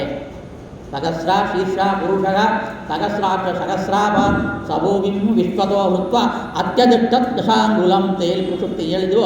ಅದರ ರೀತಿಯಲ್ಲಿಯೂ ಅವನಿಂದ ಏನೇನು ಉದ್ಭವ ಆಗಿದೆ, ಯಾವ ರೀತಿ ಸೃಷ್ಟಿಕರ್ತ ಅವ ಇದ್ದಾನ ಹಾಗಂತ ಹೇಳುವಾಗ ಅವನಿಂದ ಇಂದ್ರಾದಿ ದೇವತೆಗಳು ಭಾಗುಗಳಿಂದ ಹುಟ್ಟಿದ್ದಾರೆ. ದೇವತೆಗಳು ಕಿವಿಗಳಿಂದ ಹುಟ್ಟಿದ್ದಾರೆ. ಶಬ್ದವು ಶ್ರೋತೇಂದ್ರಿಯ ಅಶ್ವಿನಿ ದೇವತೆಗಳು ಮೂಗಿನಿಂದ ಹುಟ್ಟಿದ್ದಾರೆ. ಗಂಧವು ಕೂಡ ಘ್ರಾಣೇಂದ್ರಿಯಿಂದ ಹುಟ್ಟಿದೆ. ಅಗ್ನಿ ಮುಖದಿಂದ ಹುಟ್ಟಿದೆ. ಆ ಅಗ್ನಿಯ ಸೃಷ್ಟಿ ಅವನ ಮುಖದಿಂದ. ದ್ಯುಲೋಕವು ಕಣ್ಣುಗಳಿಂದ ದ್ಯುಲೋಕ. ಸೂರ್ಯ ಚಕ್ಷುದೇಹಗಳು, ಹಗಲು ರಾತ್ರಿಗಳು, ಅಭಿಮಾನಿ ದೇವತೆಗಳು, ಈ ರಪ್ಪೆಗಳು ಏನಿದೆ ಅವನ ರಪ್ಪೆಗಳು ಅಲ್ಲಿಂದ. ಬ್ರಹ್ಮಲೋಕ ಉಪ್ಪು ಗಂಟನಿಂದ, ಉಪ್ಪುಗಂಡೆ, ಆ ಉಪ್ಪು ಗಂಟಿನಿಂದ ಹುಟ್ಟಿದೆ. ಹುಟ್ಟಿ ಜನಕ ಸ್ಥಳಗಳ ಆಶ್ರಯವನ್ನು ಪಡೆದ. ಎಲ್ಲಿ ಹುಟ್ಟಿದ್ರೋ ಅವರಿಗೆ ಅಲ್ಲೇ ಆಶ್ರಯ ಹೊಂದಿದ್ದಾರೆ. ಈ ಪ್ರತಿಮೆಯ ದವಡೆಯಿಂದ ನೀರು, ನಾಳಿಗೆಯಿಂದ ರಸ, ವಾಕ್ನಿಂದ ಗಾಯತ್ರಿ ಮೊದಲಾದ ಛಂದಸ್ಸುಗಳು. ಈ ದವಡೆಯ ಹಲ್ಲುಗಳಿಂದ ಚಂದ್ರ ಮತ್ತು ಸೂರ್ಯ, ಹಲ್ಲುಗಳಿಂದ ನಕ್ಷತ್ರಗಳು, ನಗುವಿನಿಂದ ಜನಮೋಹಕ ಮಾಯೆ, ಗುಡಿ ಕಣ್ಣಿನಿಂದ ನೋಟದಿಂದವೇ ಕೊನೆಯಿಲ್ಲದ ಒಂದು ಸೃಷ್ಟಿ. ಕೆಳ ತುಟಿ ಏನಿದೆಯೋ ಅಲ್ಲಿ ಲಜ್ಜೆ, ಮೇಲ್ತುಟಿ ಲೋಭ, ಸ್ತನದಿಂದ ಧರ್ಮ, ಬೆನ್ನಿನಿಂದ ಅಧರ್ಮಗಳು ಹುಟ್ಟಿದಿವೆ. ಗುಕ್ಕೇಂದ್ರದಿಂದ ಪ್ರಜೇಶ್ವರ, ವೃಷಣದಿಂದ ಮಿತ್ರ, ಹೊಟ್ಟೆಯಿಂದ ಸಮುದ್ರಗಳು, ಮೊಳೆಗಳಿಂದ ಈ ಮೂಳೆಗಳಿಂದ ಬೆಟ್ಟಗಳು, ಮೂಳೆಗಳು ಅವನ ಅಸ್ಥಿ ಏನಿದೆಯೋ ಅದರಿಂದ ಬೆಟ್ಟಗಳು, ನಾಡಿಗಳಿಂದ ನದಿಗಳು, ಕೂದಗಳಿಂದ ಗಿಡಗಳು, ವೀರ್ಯದಿಂದ ಅನ್ನ, ಶ್ವಾಸದಿಂದ ಗಾಳಿ ಹುಟ್ಟಿದವು. ವಯಸ್ಸೇ ಗಮನ, ಸತ್ವಾದಿ ಗುಣಗಳು ಪ್ರವಾಹವೇ ಕರ್ಮ. ಮೋಡ ತಲಕೂದಲುಗಳು, ಅವನ ತಲಕೂದಲು ಏನು ಇದೆಯೋ ಗುಂಗುರು ಕೂದಲು ಅದು ಮೋಡದಂತೆ ಇದೆ, ಮೋಡದಲ್ಲಿ ವ್ಯಾಪಿಸಿಕೊಂಡಿದೆ. ಸಂಜೆ ಉಡುವ ಬಟ್ಟೆ, ಮೂಲ ಪ್ರಕೃತಿಯು ಹೃದಯ ಚಂದ್ರನೇ ಮನಸ್ಸು, ವಿಜ್ಞಾನ ಶಕ್ತಿ ಬ್ರಹ್ಮನೇ ಬುದ್ಧಿ, ರುದ್ರನೇ ಅಂತಃಕರಣ, ಅಶ್ವಾದಿಯಾದಿ ಪ್ರಾಣಿಗಳು ಉಗುರು, ಮೃಗ ಪಶುಗಳು ನಡುವಿನ ಮುಂಭಾಗದಲ್ಲಿಯೂ ಆ ಮೃಗ ಪಶುಗಳು, ವಾಯುದೇವರು ವಿಚಾರ ಶಕ್ತಿ, ಮುಖದಿಂದ ಬ್ರಾಹ್ಮಣ, ಭುಜದಿಂದ ಕ್ಷತ್ರಿಯ, ತೊಡೆಯಿಂದ ವೈಶ್ಯ, ಪಾದದಿಂದ ಶೂದ್ರ. ಹೇಳ್ತಾರೆ ಸಹಸ್ರ ಶೀರ್ಷ ಪುರುಷ ಸಹಸ್ರಾಕ್ಷ ಸಹಸ್ರಾಭಾತ್ ಸಭೂಮಿಂ ವಿಶ್ವತೋ ಹೃತ್ವ ಅತ್ಯದಷ್ಟ ತಶಾಂಗುಲಂ ಪುರುಷ ಏವೇದಂ ಸರ್ವಂ ಯದ್ಭೂತಂ ಯಚ್ಚ ಭವ್ಯಂ ಉದಾಮೃತಸ್ವತ್ತೇಜಾನ ಯದನ್ನೇನಾತಿರೋಹಾತಿ ಏತಾವಾನುಷ್ಯ ಮಹಿಮ ಅದೋ ಜ್ಞಾಯಾಂಚ ಪುರುಷ. ಪಾದೋಸ್ಯ ವಿಶ್ವಾಭೂತಾನಿ ತ್ರಿಪಾದಶ್ಚಾಮೃತದ್ವಿ ತ್ರಿಪಾದೋ ತುತೈತ್ಪುರುಷಃ ಪಾದೋಸ್ಯಾಭವತ್ ಪುನಃ ತದೋ ವಿಶ್ವಂ ವಕ್ರಾಮತ್ ಸಾಸನಾಸನೆ ಅಭಿ ತಸ್ಮಾತ್ ವಿರಾಢಾಯಾಯಿತ ವಿರಾಜೋ ಅಧಿಪುರುಷಃ ಸಜಾತು ಅತ್ಯಾರ್ಚ್ಯತ ಪಶ್ಚಾತ್ ಮಧೋಪುರಃ ಯತ್ಪುರುಷೇಣ ಅಭಿಷಾ ದೈವಾ ಯಜ್ಞಮದನ್ವದ ವಸಂತೋ ಅತ್ಯಾಜಿದಾಢ್ಯಂ ಗ್ರೀಷ್ಮ ಯುದ್ಧಸರದ್ಧವಿಃ ತಯಜ್ಞಂ ಭರ್ಷಿಃ ಪ್ರೋಕ್ಷನ್ ಪುರುಷಂ ಜಾತಮಕ್ರಃ ತೇನ ದೇವ ಆಜಂತ ಸಾಧ್ಯಾರುಷಾಯಚ್ಛಯೇ ತಸ್ಮಾತ್ ಯಜ್ಞ ಸರ್ವಗುದಗ ಸಾಮಾನಿ ಜಿಜ್ಞರೆ ಚಂದಾಂಶ ಹುಟ್ಟಿದೆ ಚಂದಗಳು ಅಂತಸ್ತುಗಳು ಆ ಚಂದಾಂಶ ಜಿಜ್ಞರೆ ತಸ್ಮಾತ್ ಜಾಯತೆ ತಸ್ಮಾದಸ್ವ ಅಜಾಯತೆ ಏಕೇಶೋ ಭಯಾತದ ಆವೋ ಜಿಜ್ಞರೆ ತಸ್ಮಾತ್ ಜಾತ ಆಜಾವಯಃ ಯತ್ಪುರುಷಂ ವ್ಯದದ್ ಕೈತಾವ್ಯಾಗೈವಯನ್ ಮುಖಂ ಕಿಮಚ್ಚ ಕೌ ಬಾಹು ತಾವೂರುಪಾದಾಃ ಉಚ್ಯತೆ ಬ್ರಾಹ್ಮಣೋ ಅಸ್ಯ ಮುಖಾಮಾಸಿತ್ ಬಾಹೂರಾಜನ್ಯಕೃತಃ ಊರೋದಗೇತ್ವೈಷಃ ಪದ್ಭ್ಯಾಂ ಪುತ್ರೋ ಅಜಾಯತೆ ಅದೇ ಇಲ್ಲಿ ಅಂತ ಇದ್ದಾರೆ.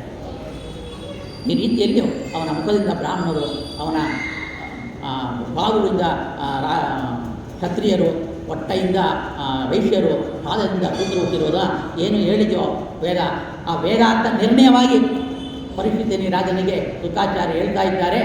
ಅವನ ಇದು ವಿರಾಟ್ ರೂಪ ಅಂತ. ಆ ರೀತಿಯಲ್ಲಿ ಅವನಿಗೆ ಅಂತಃಕರಣ, ಅಶ್ವಾದಿ ಪ್ರಾಣಿಗಳು, ಉಗುರು, ಮೃಗಂ ನಡುವಿನ ಮುಂಭಾಗ ವಾಯುದೇವರು, ವಿಜಾಸಕ್ತಿ ಪ್ರಾಣಾತ್ ರಾಜಾಯತ ನಾಭ್ಯ ಆಸಿತಂತರಿಕ್ಷಂ ಶೀರ್ಷೋದೋ ಸಮಾವರ್ತದ ಪದ್ಭ್ಯಾಂ ಭೂಮೃತಿ ಸತ್ರೋ ತದಾ ಲೋಕ ಅಗಲ್ಪಯನ್ ಸಪ್ತಸ್ಯಾಸಂ ಪರಿದಯ ಶಬ್ದ ಸಮಿತ ಕೃತಾಃ ದೇವಾಯಜ್ಞಂ ತದ್ವಾನ ಅಪತ್ತನ್ ಪುರುಷಂ ಪಶುಂ ಯಜ್ಞೇನ ಯಜ್ಞಮಾಯದಂತ ಯಜ್ಞವನ್ನು ಮಾಡೋದಿದೆ. ತಾನಿ ಧರ್ಮಾನಿ ಪೂರ್ವಾನಿ ಆಸನ್ ಜೈಗನಾಕಂ ಮಗಿಮಾನ ಕಥಂದತ್ತ ಪೂರ್ವೇ ಸಾಧ್ಯ ಸಂತಿ ದೇವಾಃ. ಆ ರೀತಿಯಲ್ಲೂ ಹೇಳ್ತಾ ಇದ್ದಾರೆ. ಚಕ್ಷ ಸೂರ್ಯೋ ಅಜಾಯತ,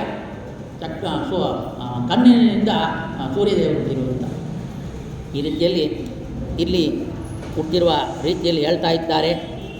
ಬೇರೆ ಬೇರೆ ರೀತಿಯಲ್ಲಿ ಹೇಳ್ತಾ ಇದ್ದಾರಲ್ವ, ಚಂದ್ರ ಸೂರ್ಯ ಹಾಗಂತೇಳಿ ಹೇಳ್ತಾ ಇದ್ದರೆ ಅತ್ರಿ ಚಂದ್ರ ಬಂದು ಅತ್ರಿನೇತ್ರೋದ್ಭವ ಸಮುದ್ಭವ ಮೊದಲು ಈ ಚಂದ್ರಮ ಮನಸ್ಸೋ ಜಾತಕ ಅಂತ ನಾವು ಕೇಳಿದ್ವಿ.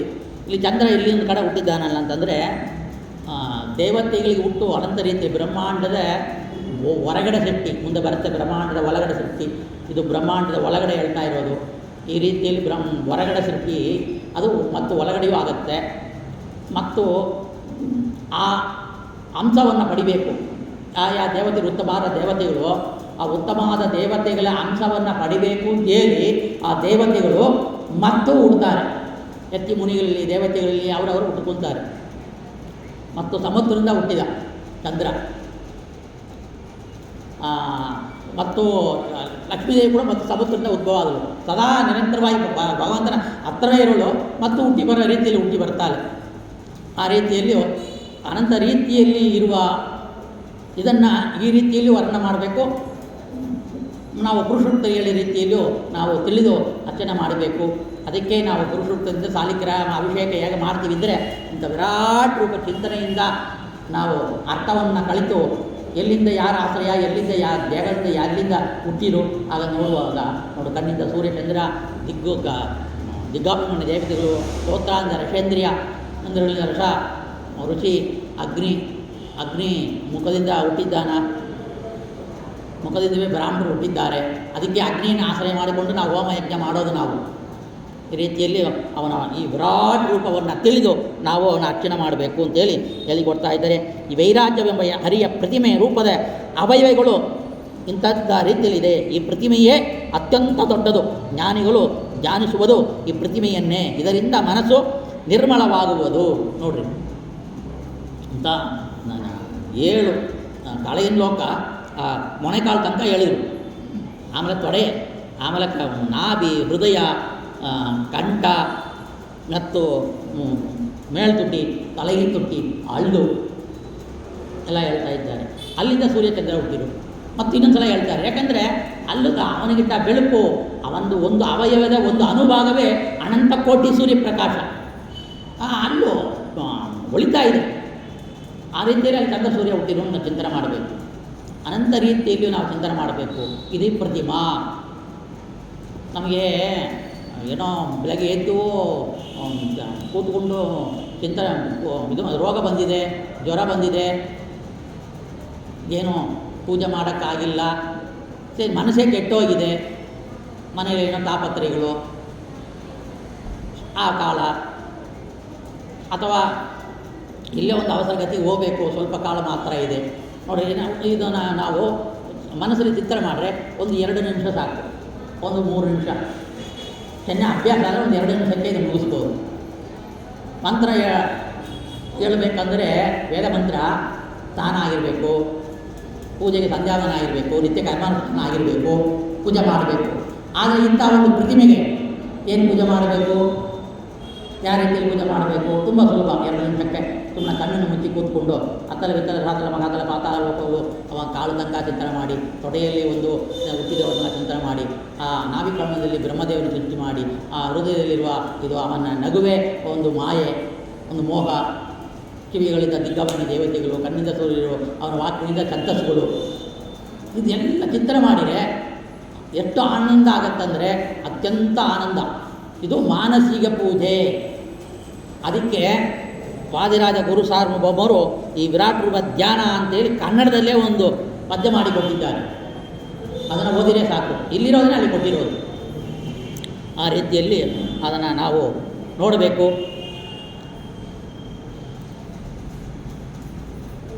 ನಾವು ಭಗವಂತನಿಂದ ಹುಟ್ಟಿರುವ ಚಂದ್ರ ಸೂರ್ಯ ಇದನ್ನು ನೋಡಬೇಕು.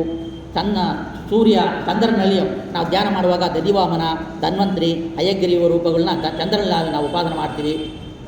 ಕ್ಷೀರಸಾಗರ ಕನ್ಯಾ ಅಂತೇಳಿ ಭಾರ್ಗವಳು, ಭೃಗು ಋಷಿಯ ಮಗಳಾದಂಥ ಭಾರ್ಗವಳು ಲಕ್ಷ್ಮೀದೇವಿಯನ್ನು ಚಿಂತನೆ ಮಾಡಬೇಕು. ಈ ರೀತಿಯಲ್ಲಿ ಅನಂತ ರೀತಿಯಲ್ಲಿ ಕೂಡ ನಾವು ಈ ಭಗವಂತನ ವಿರಾಟ್ ರೂಪ ಚಿಂತನೆ, ವಿರಾಟ್ ರೂಪ ಏನು ಅರ್ಜುನನಿಗೆ ಅವನಿಗೆ ಎಷ್ಟು ಉಪದೇಶ ಮಾಡಿರೂ ಕೂಡ ಅವನಿಗೆ ನಮ್ಮ ಸ್ವಂತದವ್ರನ್ನ ಸಾಯಿಸಬೇಕಾ, ಗುರುಗಳನ್ನ ಸಾಯಿಸಬೇಕಾ, ಚಿಕ್ಕಪ್ಪನ ಸಾಯಿಸಬೇಕಾ, ಗುರು ಪುತ್ರನ ಸಾಯಿಸಬೇಕಾ, ಆಗಂತ ಚಿಂತನೆ. ಅಯ್ಯೋ ನನ್ನಿಂದ ಆಗಿಲ್ಲ, ನನ್ನ ಬಿಲ್ಲು ಭಾಳ ಕೆಳಗೆ ಬೀಳ್ತಾ ಇದೆ, ಹಾಗಂತೇಳಿ ನಡುಗ್ತಾ ಇದೆ ಹಾಗಂತೇಳುವಾಗ ಅವನಿಗೆ ಎಷ್ಟು ಹೇಳಿದ್ರು ಕೇಳಿಲ್ಲ. ಆಮೇಲೆ ಏನು ಮಾಡ್ದ, ನೋಡಪ್ಪ ಇವೆಲ್ಲ ಸತ್ತೋಗಿದ್ದಾರೆ, ಸುಮ್ಮನೆ ನೀನು ಬಾಣ ಮಾತ್ರ ಬಿಡ್ತೀಯಾ, ಈ ದುರ್ಯೋಧನರು ಎಲ್ಲ ಸತ್ತೋಗಿದ್ದಾರೆ, ದ್ರೋಣಾಚಾರ್ಯರು ಇವರೆಲ್ಲ ಸತ್ತೋಗಿರೋದು, ದುರಾಚಾರ್ಯರು ಯುದ್ಧದ ಬಿಟ್ಟು ಹೋಗ್ತಾರೆ, ಅಶ್ವತ್ಥಾಮ ಹೊಟ್ಟೋಗ್ತಾನ, ಎಲ್ಲ ಹೇಳಿದ್ರು ಕೂಡ ಅವನಿಗೆ ಇದಾಗೋದಿಲ್ಲ, ನಿಮ್ಮ ಚಿಕ್ಕಪ್ಪ ಏನಾಗೋದಿಲ್ಲ, ಅವನು ಕಡೆಕಾಲ ಧ್ಯಾನದಲ್ಲಿ ವಾನಪ್ರಸ್ಥಕ್ಕೆ ಹೋಗ್ತಾನ, ಎಲ್ಲ ಕಥೆ ಹೇಳಿ ಮುಗಿಸ್ತಾರೆ. ಯಾರ್ಯಾರಿಗೆ 8ನೇ ದಿನ ಸಾವು ಬರ್ತಂತ ಎಲ್ಲ ಕೇಳಿ ಕೂಡ ಅವನಿಗೆ ಅವನು ವಿರಾಟ್ ರೂಪ, ನಾನೇ ಕೃಷ್ಣ ಪರಮಾತ್ಮ, ನೀನು ನನ್ನ ಫ್ರೆಂಡು, ನಿನ್ನ ಗೆಳೆಯ, ಆಗ ತಿಳಿಬೇಡ, ನಾ ಸಾಕ್ಷಾತ್ ನಾರಾಯಣ ಅಂತೇಳಿ ವಿರಾಟ್ ರೂಪವನ್ನು ತೋರಿಸ್ತಾನ. ಆ ವಿರಾಟ್ ರೂಪವು ಇದೆ. ನಮ್ಮ ಕಣ್ಣಲ್ಲಿ ಚಂದ್ರ, ಸೂರ್ಯ, ಅನಂತ ಬಾವುಗಳು, ಅನಂತ ಕೈಗಳು, ಸಹಸ್ರ ಶೀರ್ಷ ಪುರುಷ, ಸಹಸ್ರ ಅಂದರೆ 1000 ಇಲ್ಲ, ಅನಂತ ದಶಾಂಗುಲಂ, ಅದು ದಶಾಂತರ 10 ಇಲ್ಲ, ಅನಂತ. ಈ ವಿರಾಟ್ ರೂಪವನ್ನು ತೋರಿಸಿದ ಮೇಲೆ ಎಲ್ಲ ಕಡೆ ವ್ಯಾಪಿಸಿದ್ದಿದೆ. ಎಲ್ಲ ಕಡೆ ವ್ಯಾಪಿಸಿ ನೋಡಿದ್ರೆ ಏನಾಗುತ್ತೆ, ಭಯಭೀತನಾಗ್ತಾನ, ಕೈ ಕಾಲು ನಡುಗುತ್ತೆ. ಆಮೇಲೆ ಮತ್ತು ಅವನಿಗೆ ಅನುಗ್ರಹ ಮಾಡಿ ಆಮೇಲೆ ಯುದ್ಧಕ್ಕೆ ಪ್ರಯತ್ನ ಮಾಡ್ತಾನೆ ಭಗವಂತ. ಇದೆ ಇಂಥ ವಿರಾಟ್ ರೂಪ ಚಿಂತನೆಯನ್ನು ಮಾಡಿದ್ರೆ ನನಗೆ ಭಯ ಇಲ್ಲ. ನಾಳೆ ಏನಾಗುತ್ತೋ, ನಾಡದ್ದು ಏನಾಗುತ್ತೋ, ವಯಸ್ಸಾದರೆ ಏನು ಮಾಡೋದೋ, ಎಂತ ಮಾಡೋದೋ, ನಮ್ಮ ಮಕ್ಕಳಿಗೆ ಏನಾಗುತ್ತೋ, ಮಗಳಿಗೆ ಏನಾಗುತ್ತೋ, ಮೊಮ್ಮಕ್ಕಳೆಲ್ಲ ಯಾವ್ದಿರಿ ಹೋಗ್ತಾರೆಯೋ, ಏನಾಗ್ತಾರೆಯೋ, ನಮ್ಮ ಆಸ್ತಿ ಅಲ್ಲಿದೆಯೇ ಇಲ್ಲಿದೆಯೇ, ಏನಾಗುತ್ತೋ ಏನೋ, ಇದೆಲ್ಲ ಯೋಚನೆ ಮಾಡಿಕೊಂಡು ಹರಿಭಕ್ತಿಯಿಂದ ವಂಚಿತರಾಗಿ ಮೋಕ್ಷಕ್ಕೆ ದಾರಿ ಕಾಣದೆ ಕಲಿಯುವುದು ಬಳಸ್ತಾ ಇದ್ದಾರೆ. ಆದರೆ ನಿತ್ಯ ಇಂಥ ಒಂದು ವಿರಾಟ್ ರೂಪ ಚಿಂತನೆ ಮಾಡಿದ್ರೆ ಸರ್ವತ್ರ ವ್ಯಾಪ್ತ ಭಗವಂತ, ಸರ್ವವೂ ಅವನಲ್ಲಿ ಇದೆ, ಸರ್ವಸೃಷ್ಟಿ ಅವನಿಂದ, ಸರ್ವಕರ್ಮವೂ ಅವನಿಂದ, ಸರ್ವ ದೇವತೆಗಳೇ ಅವನಿಂದ ಹುಟ್ಟಿದ್ದಾರೆ, ಅವನಲ್ಲೇ ಹೊಂದುತ್ತಾರೆ. ಹಾಗಂತ ವಿರಾಟ್ ರೂಪ ಚಿಂತನೆ ಮಾಡಿದರೆ ನಮಗೆ ಭಯ ಭೀತಿ ಇಲ್ಲ ಎಂಬುದನ್ನು ನಾವು ಚಿಂತನೆ ಮಾಡಬೇಕಿಲ್ಲಿ. ಈ ದಿನಕಲ್ಪದ ಮೊದಲಿನಲ್ಲಿ ಬ್ರಹ್ಮದೇವರು ಹರಿಯನ್ನು ಧ್ಯಾನ ಮಾಡಿ ಇಂದಿನ ಕಲ್ಪದವನ್ನು ಸ್ಮರಣೆ ಮಾಡಿಕೊಂಡು ಆ ಸೃಷ್ಟಿಯ ಉದ್ಯೋಗದಲ್ಲಿ ತೊಡಗಿಕೊಂಡಿದ್ದಾರೆ. ಹೀಗೆ ಫಲ ಅವರಿಗೆ ಬರ್ತಾ ಇರೋದ್ರಿಂದ ಆ ಧಾರಣೆಯ ಸಫಲವಾಗಿದೆ. ಇದೇ ಬ್ರಹ್ಮದೇವರು ಕೂಡ ಚಿಂತನೆ ಮಾಡ್ತಾರೆ, ವಾಯುದೇವರು ಇದನ್ನು ಚಿಂತನೆ ಮಾಡ್ತಾರೆ, ದೇವತೆಗಳು ಅನುನಿತ್ಯ ಚಿಂತನೆ ಮಾಡ್ತಾರೆ. ಈ ರೀತಿಯಲ್ಲಿ ವಿರಾಟ್ ರೂಪವನ್ನು ಚಿಂತನೆ ಮಾಡಿದ ಫಲವಾಗಿ ಅವರಿಗೆ ಇಂಥ ಒಂದು ಬ್ರಹ್ಮಾಂಡವನ್ನು ಸೃಷ್ಟಿ ಮಾಡೋಕ್ಕೆ ಬ್ರಹ್ಮದೇವರಿಂದ ಧಾರಣೆ ಮಾಡಿಕೊಳ್ಳುವ ಸಾಧ್ಯ ಆಯಿತು. ಸೃಷ್ಟಿ ಮಾಡುವ ಶಕ್ತಿ ಎಲ್ಲಿಂದ ಬಂತು ಅಂದರೆ ಈ ವೇದ ಮಂತ್ರಗಳಿಂದ, ಈ ವಿರಾಟ್ ರೂಪ ಚಿಂತನೆಯಿಂದ ಅಂತ ಹೇಳ್ತಾ ಇದ್ದಾರೆ. ರೀತಿಯಲ್ಲಿ ವೈರಾಗ್ಯವನ್ನು ಪಡಿಬೇಕು. ಇಂಥ ಭಗವಂತ ವ್ಯಾಪ್ತನಾಗಿರುವಾಗ ವೈರಾಗ್ಯವನ್ನು ಪಡಿಬೇಕು. ಈಶಾವಾಸ್ಯ ಹೇಳ್ತಾ ಇದೆ, ಈಶಾವಾಸ್ಯಮಿದಂ ಸರ್ವಂ ಯತ್ಕಿಂಚ ಜಗತ್ಯಾಂ ಜಗತ್ ತೇನ ತೆಕ್ಕೇನ ಭುಂಜೀತಾ ಮಾತೃ ಖರ್ಚಸಿದ್ದನಂ. ಅಂದರೆ ನಿನ್ನ ಭೋಗಕ್ಕಾಗಿ, ನೀನು ಒಟ್ಟಪಾಡಿಗೋಸ್ಕರ, ನಿನ್ನ ಸುಖಕ್ಕಾಗಿ, ನಿನಗೆ ನೀನು ಸುಖಕ್ಕಾಗಿ ವಸ್ತುಗಳು ತಗೋಬೇಕು ಅಂತೇಳಿ ಇಂಥ ರಾಜರಲ್ಲಿ ಹೋಗಿ ಬೇಡಬೇಡ. ಈಶಾವಾಸ್ಯಮಿದಂ ಸರ್ವಂ, ಇದಂ ಸರ್ವಂ ಈಶಾ ಭಗವಂತನ ಆವಾಸ ಸ್ಥಳವಾಗಿದೆ. ಇಲ್ಲ ಇರುವ ಸ್ಥಳವೇ ಇಲ್ಲ.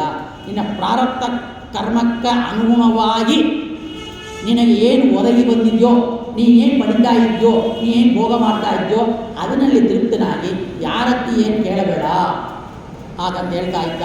ಇದೇ ಉಪನಿಷತ್ ಮಂತ್ರ.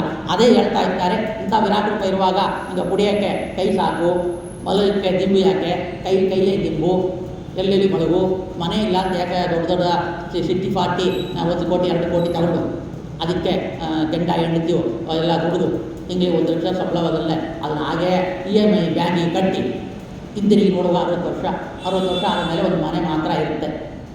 ಆಮೇಲೆ ಏನೂ ಇಲ್ಲ. ಆ 60 ವರ್ಷದಲ್ಲಿ ಸಂಧ್ಯಾನ ಇಲ್ಲ, ಪೂಜೆ ಇಲ್ಲ, ಇಲ್ಲ ಅರಿಗತ್ತಿಲ್ಲ, ಭಾಗವತ ಕೇಳಿಲ್ಲ, ಮುದುಕನಾದ ಮೇಲೆ ಕೇಳಬೇಕು, ಆಮೇಲೆ ಬರಬೇಕು. ವಯಸ್ಸಾದರೆ ಮನ್ನಾ ಮಾಡೋಕ್ಕಾಗೋದಿಲ್ಲ, ಕೂತು ಧ್ಯಾನ ಮಾಡೋಕ್ಕಾಗೋದಿಲ್ಲ, ಪೂಜೆ ಮಾಡೋ ಕೈಕಾಲು ನೋವು. ಏನು ಪ್ರಯೋಜನ ಆಯಿತು ನಿನಗೂ? ಮನೆ ಯಾಕೆ? ಗುಗೆಯೇ ಮನೆ, ಗುಗೆ ಇದೆ ಅಲ್ಲಿ ಅದು ಮನೆ ಮಾಡಿಕೊಂಡು ನಮಗಿಲ್ಲ. ವೈರಾಗ್ಯ ಇರೋರಿಗೆ ಹೇಳ್ತಾ ಇರೋದು ಇದನ್ನು ಕೇಳಿ ವೈರಾಗ್ಯ ಬರಲಿ ಅಂತ. ಇದನ್ನು ಕೇಳಿದ ಮೇಲೆ ವೈರಾಗ್ಯ ಬಂದರೆ ಎಷ್ಟೋ ಜನಕ್ಕೆ ಬಂದಿದೆ, ಹೋಗ್ತಾರೆ, ಅಲ್ಲೆಲ್ಲ ಇರ್ತಾರೆ. ಕೂತು ನಾವು ನೋಡಿದ್ದೀವಿ ಹಿಮಾಲಯ ಬೆಟ್ಟದಲ್ಲಿ ಎಷ್ಟೋ ಜನ ಆ ಚಳಿಯಲ್ಲಿ ಇರ್ತಾರೆ. ಅವರೇನು ಸಿಟಿಯೇ ಬೇಕಿಲ್ಲ, ಅಲ್ಲಿ ಊಟ ಇಲ್ಲ, ತಿಂಡಿ ಇಲ್ಲ, ಯಾರು ಊಟ ಆಗ್ತಾರೆ? ಆ ಧ್ಯಾನ ಮಾಡ್ತಾ ಇರ್ತಾರೆ ಭಗವಂತನನ್ನು. ರುದ್ರ ಭಕ್ತರು, ವಿಷ್ಣು ಭಕ್ತರು ಅಲ್ಲಿರ್ತಾರೆ. ಆ ರೀತಿಯಲ್ಲಿ ಈ ಗುಗೆಯದು ಬೊಕ್ಕಸಕ್ಕೆ ಕೈ ಇದೆ, ಒಳಗಕ್ಕೆ ಕೈ ದಿಂಬು ಇದೆ, ಕೈಯೇ ನಿಮಗೆ ದಿಂಬು, ಬೊಗೆಯೇ ನಿಮ್ಮ ಮನೆ. ಅಂದರೆ ಅನಂತ ರೀತಿಯಲ್ಲಿ ವೈರಾಗ್ಯಕ್ಕೆ ಹೇಳ್ತಾ ಇರ್ತಾರೆ. ಆ ರೀತಿಯಲ್ಲಿ ನೆಲವೇ ಚಾಪೆ, ಆಕಾಶವೇ ಒದ್ದಿಗೆ. ಇದು ಆ ವೈರಾಗ್ಯ ಬಂದರೆ ಈಸಿ ಆಗುತ್ತೆ, ವೈರಾಗ್ಯ ಬರುತ್ತೆ ಕಷ್ಟ. ಈ ರೀತಿಯಲ್ಲಿ ಹೇಳಿ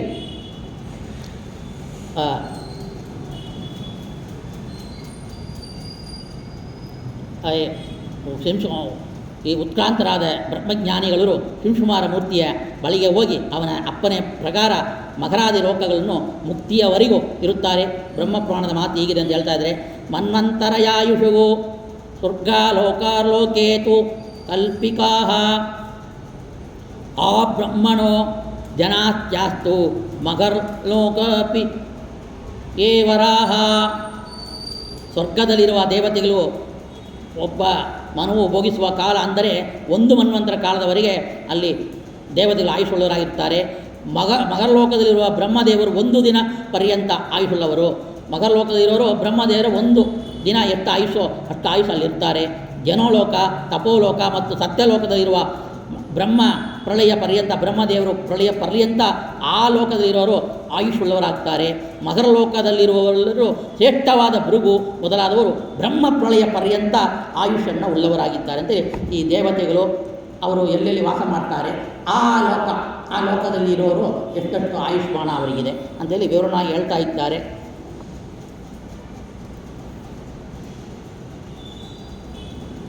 ಜ್ಞಾನಿಗಳಲ್ಲಿ ಅಪಕ್ಷ ಸಾಧವರೆಂದು, ಪಕ್ಷ ಸಾಧನೆ ಮಾಡಿದವರು ಅಪಕ್ಷ ಸಾಧನೆ ಅಂತೇಳಿ, ಅಪಕ್ವ ಸಾಧನೆ ಅಂದರೆ ಪಕ್ವ ಸಾಧನೆ ಪೂರ್ತಿಯಾಗಿದ್ದವರು. ಸಾಧನೆ ಯಾರಿಗೆ ಪೂರ್ತಿ ಆಗಿಲ್ವೋ ಅಪಕ್ವ ಸಾಧಕರು ಅಂತೇಳಿ.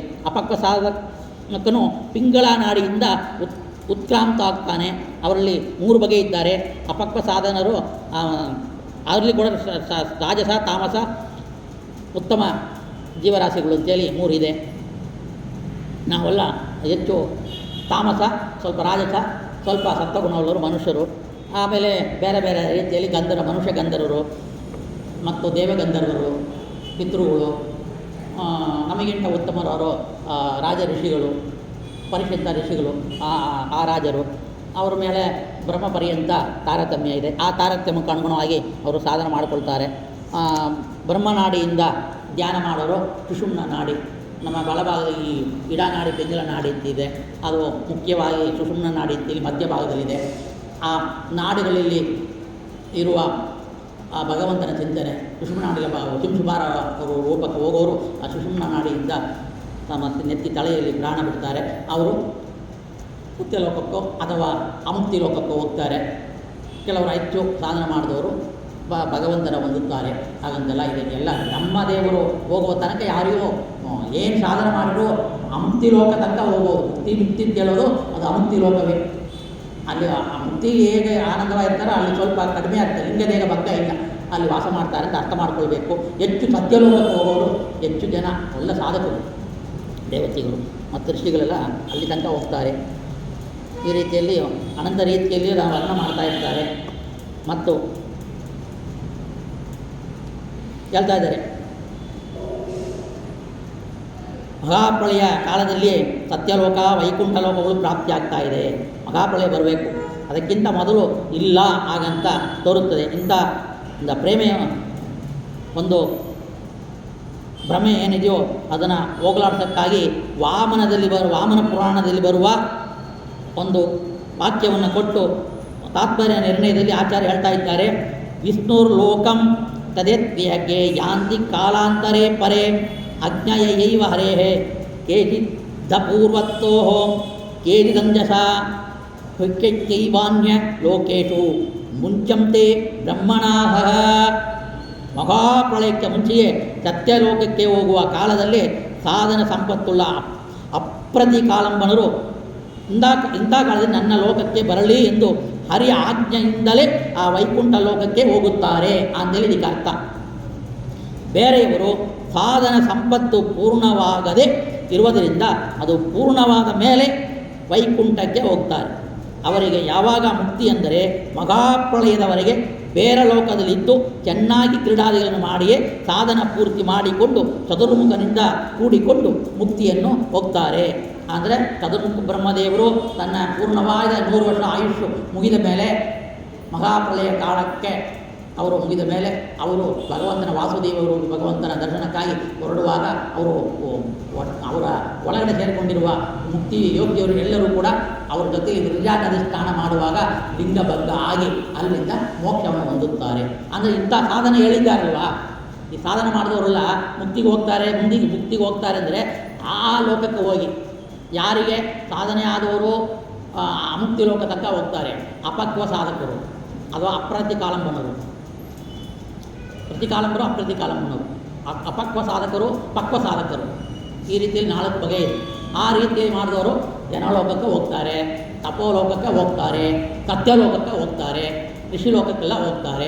ಅವರು ಆಯುಷ್ಮಾನ ಮುಂಚೆ ಹೇಳಿದಂತೆ ಬ್ರಹ್ಮದೇವರು 1 ದಿನ, ಮನ್ವಂತರ ಪರ್ಯಂತ, ಬ್ರಹ್ಮದೇವರು ಪರ್ಯಂತ ಕೆಲವರಿಗೆ ಅವ್ರು ಸಾಧನೆ ಎಷ್ಟು ಇದೆಯೋ ಜ್ಞಾನಭಕ್ತಿ ವೈರಾಗ್ಯದಲ್ಲಿ ಎಷ್ಟು ಸಾಧನೆಯನ್ನು ಮಾಡಿರೋ ಅಷ್ಟು ಸಾಧನ ಫಲವಾಗಿ ಅವರವರಿಗೆ ಯೋಗಿಕ ಅನುಸಾರ ತಾರತಮ್ಯ. ನೋಡ್ರಿ, ತಾರತಮ್ಯ ಎಲ್ಲ ಒಂದೇ ಅಂದರೆ ಸಾಧನೆಯಲ್ಲೇ ತಾರತಮ್ಯ ಇದೆ, ಜ್ಞಾನಭಕ್ತಿ ವೈರಾಗ್ಯದಲ್ಲಿ ತಾರತಮ್ಯ ಇದೆ. ಭಾಗವತ ಹೇಳ್ತಾ ಇರೋದು ಇದನ್ನೇ, ತಾರತಮ್ಯವೇ ನಮ್ಮ ಸಿದ್ಧಾಂತ. ಈ ರೀತಿಯಲ್ಲಿ ಅವರು ಹೋಗಿ ಆ ಕಾಲದಲ್ಲಿಯೂ ಆ ಲೋಕದಲ್ಲಿ ಇರ್ತಾರೆ ಎಂಬುದನ್ನು ಭಾಗವತ ಹೇಳೋದನ್ನು ಶುಕ ಋಷಿಗಳು ಪರೀಕ್ಷಿತ್ ರಾಜನಿಗೆ ಶೌನಕಾದ ಋಷಿಗಳು ಹೇಳ್ತಾ ಇದ್ದಾರೆ. ಮುಖ್ಯವಾಗಿಯೂ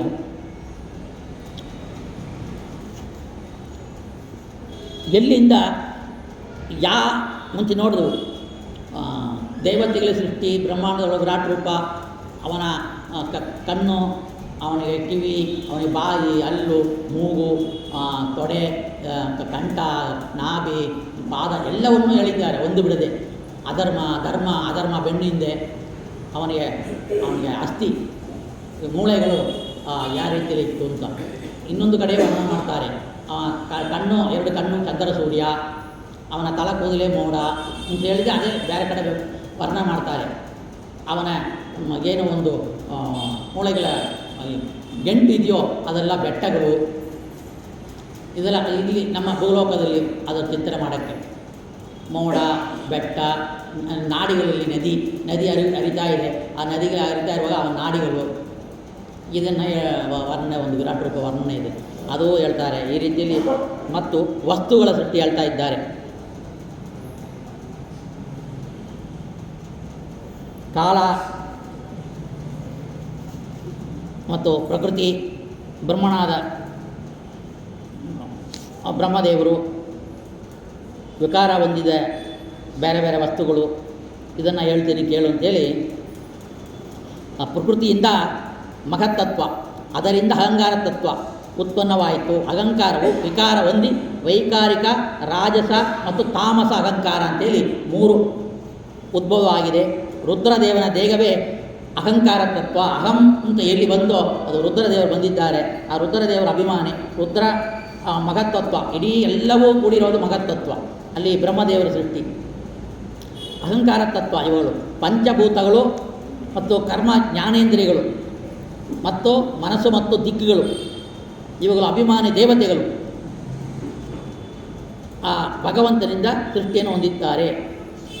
ಈ ಹರಿಯು ಕೂಡ ತಾಮಸ ಅಹಂಕಾರದಿಂದ ಶಬ್ದ ತನ್ಮಾತ್ರೆಯನ್ನು ಸೃಷ್ಟಿ ಮಾಡಿದ್ದಾನ. ನಾವು ಈಗ ಕೇಳ್ತಾ ಇರುವ ಶಬ್ದಗಳು ಎಲ್ಲಿಂದ ಬಂತು? ತಾಮಸ ಅಹಂಕಾರ. ಅದರಿಂದ ಆಕಾಶ ಸೃಷ್ಟಿಯಾಯಿತು.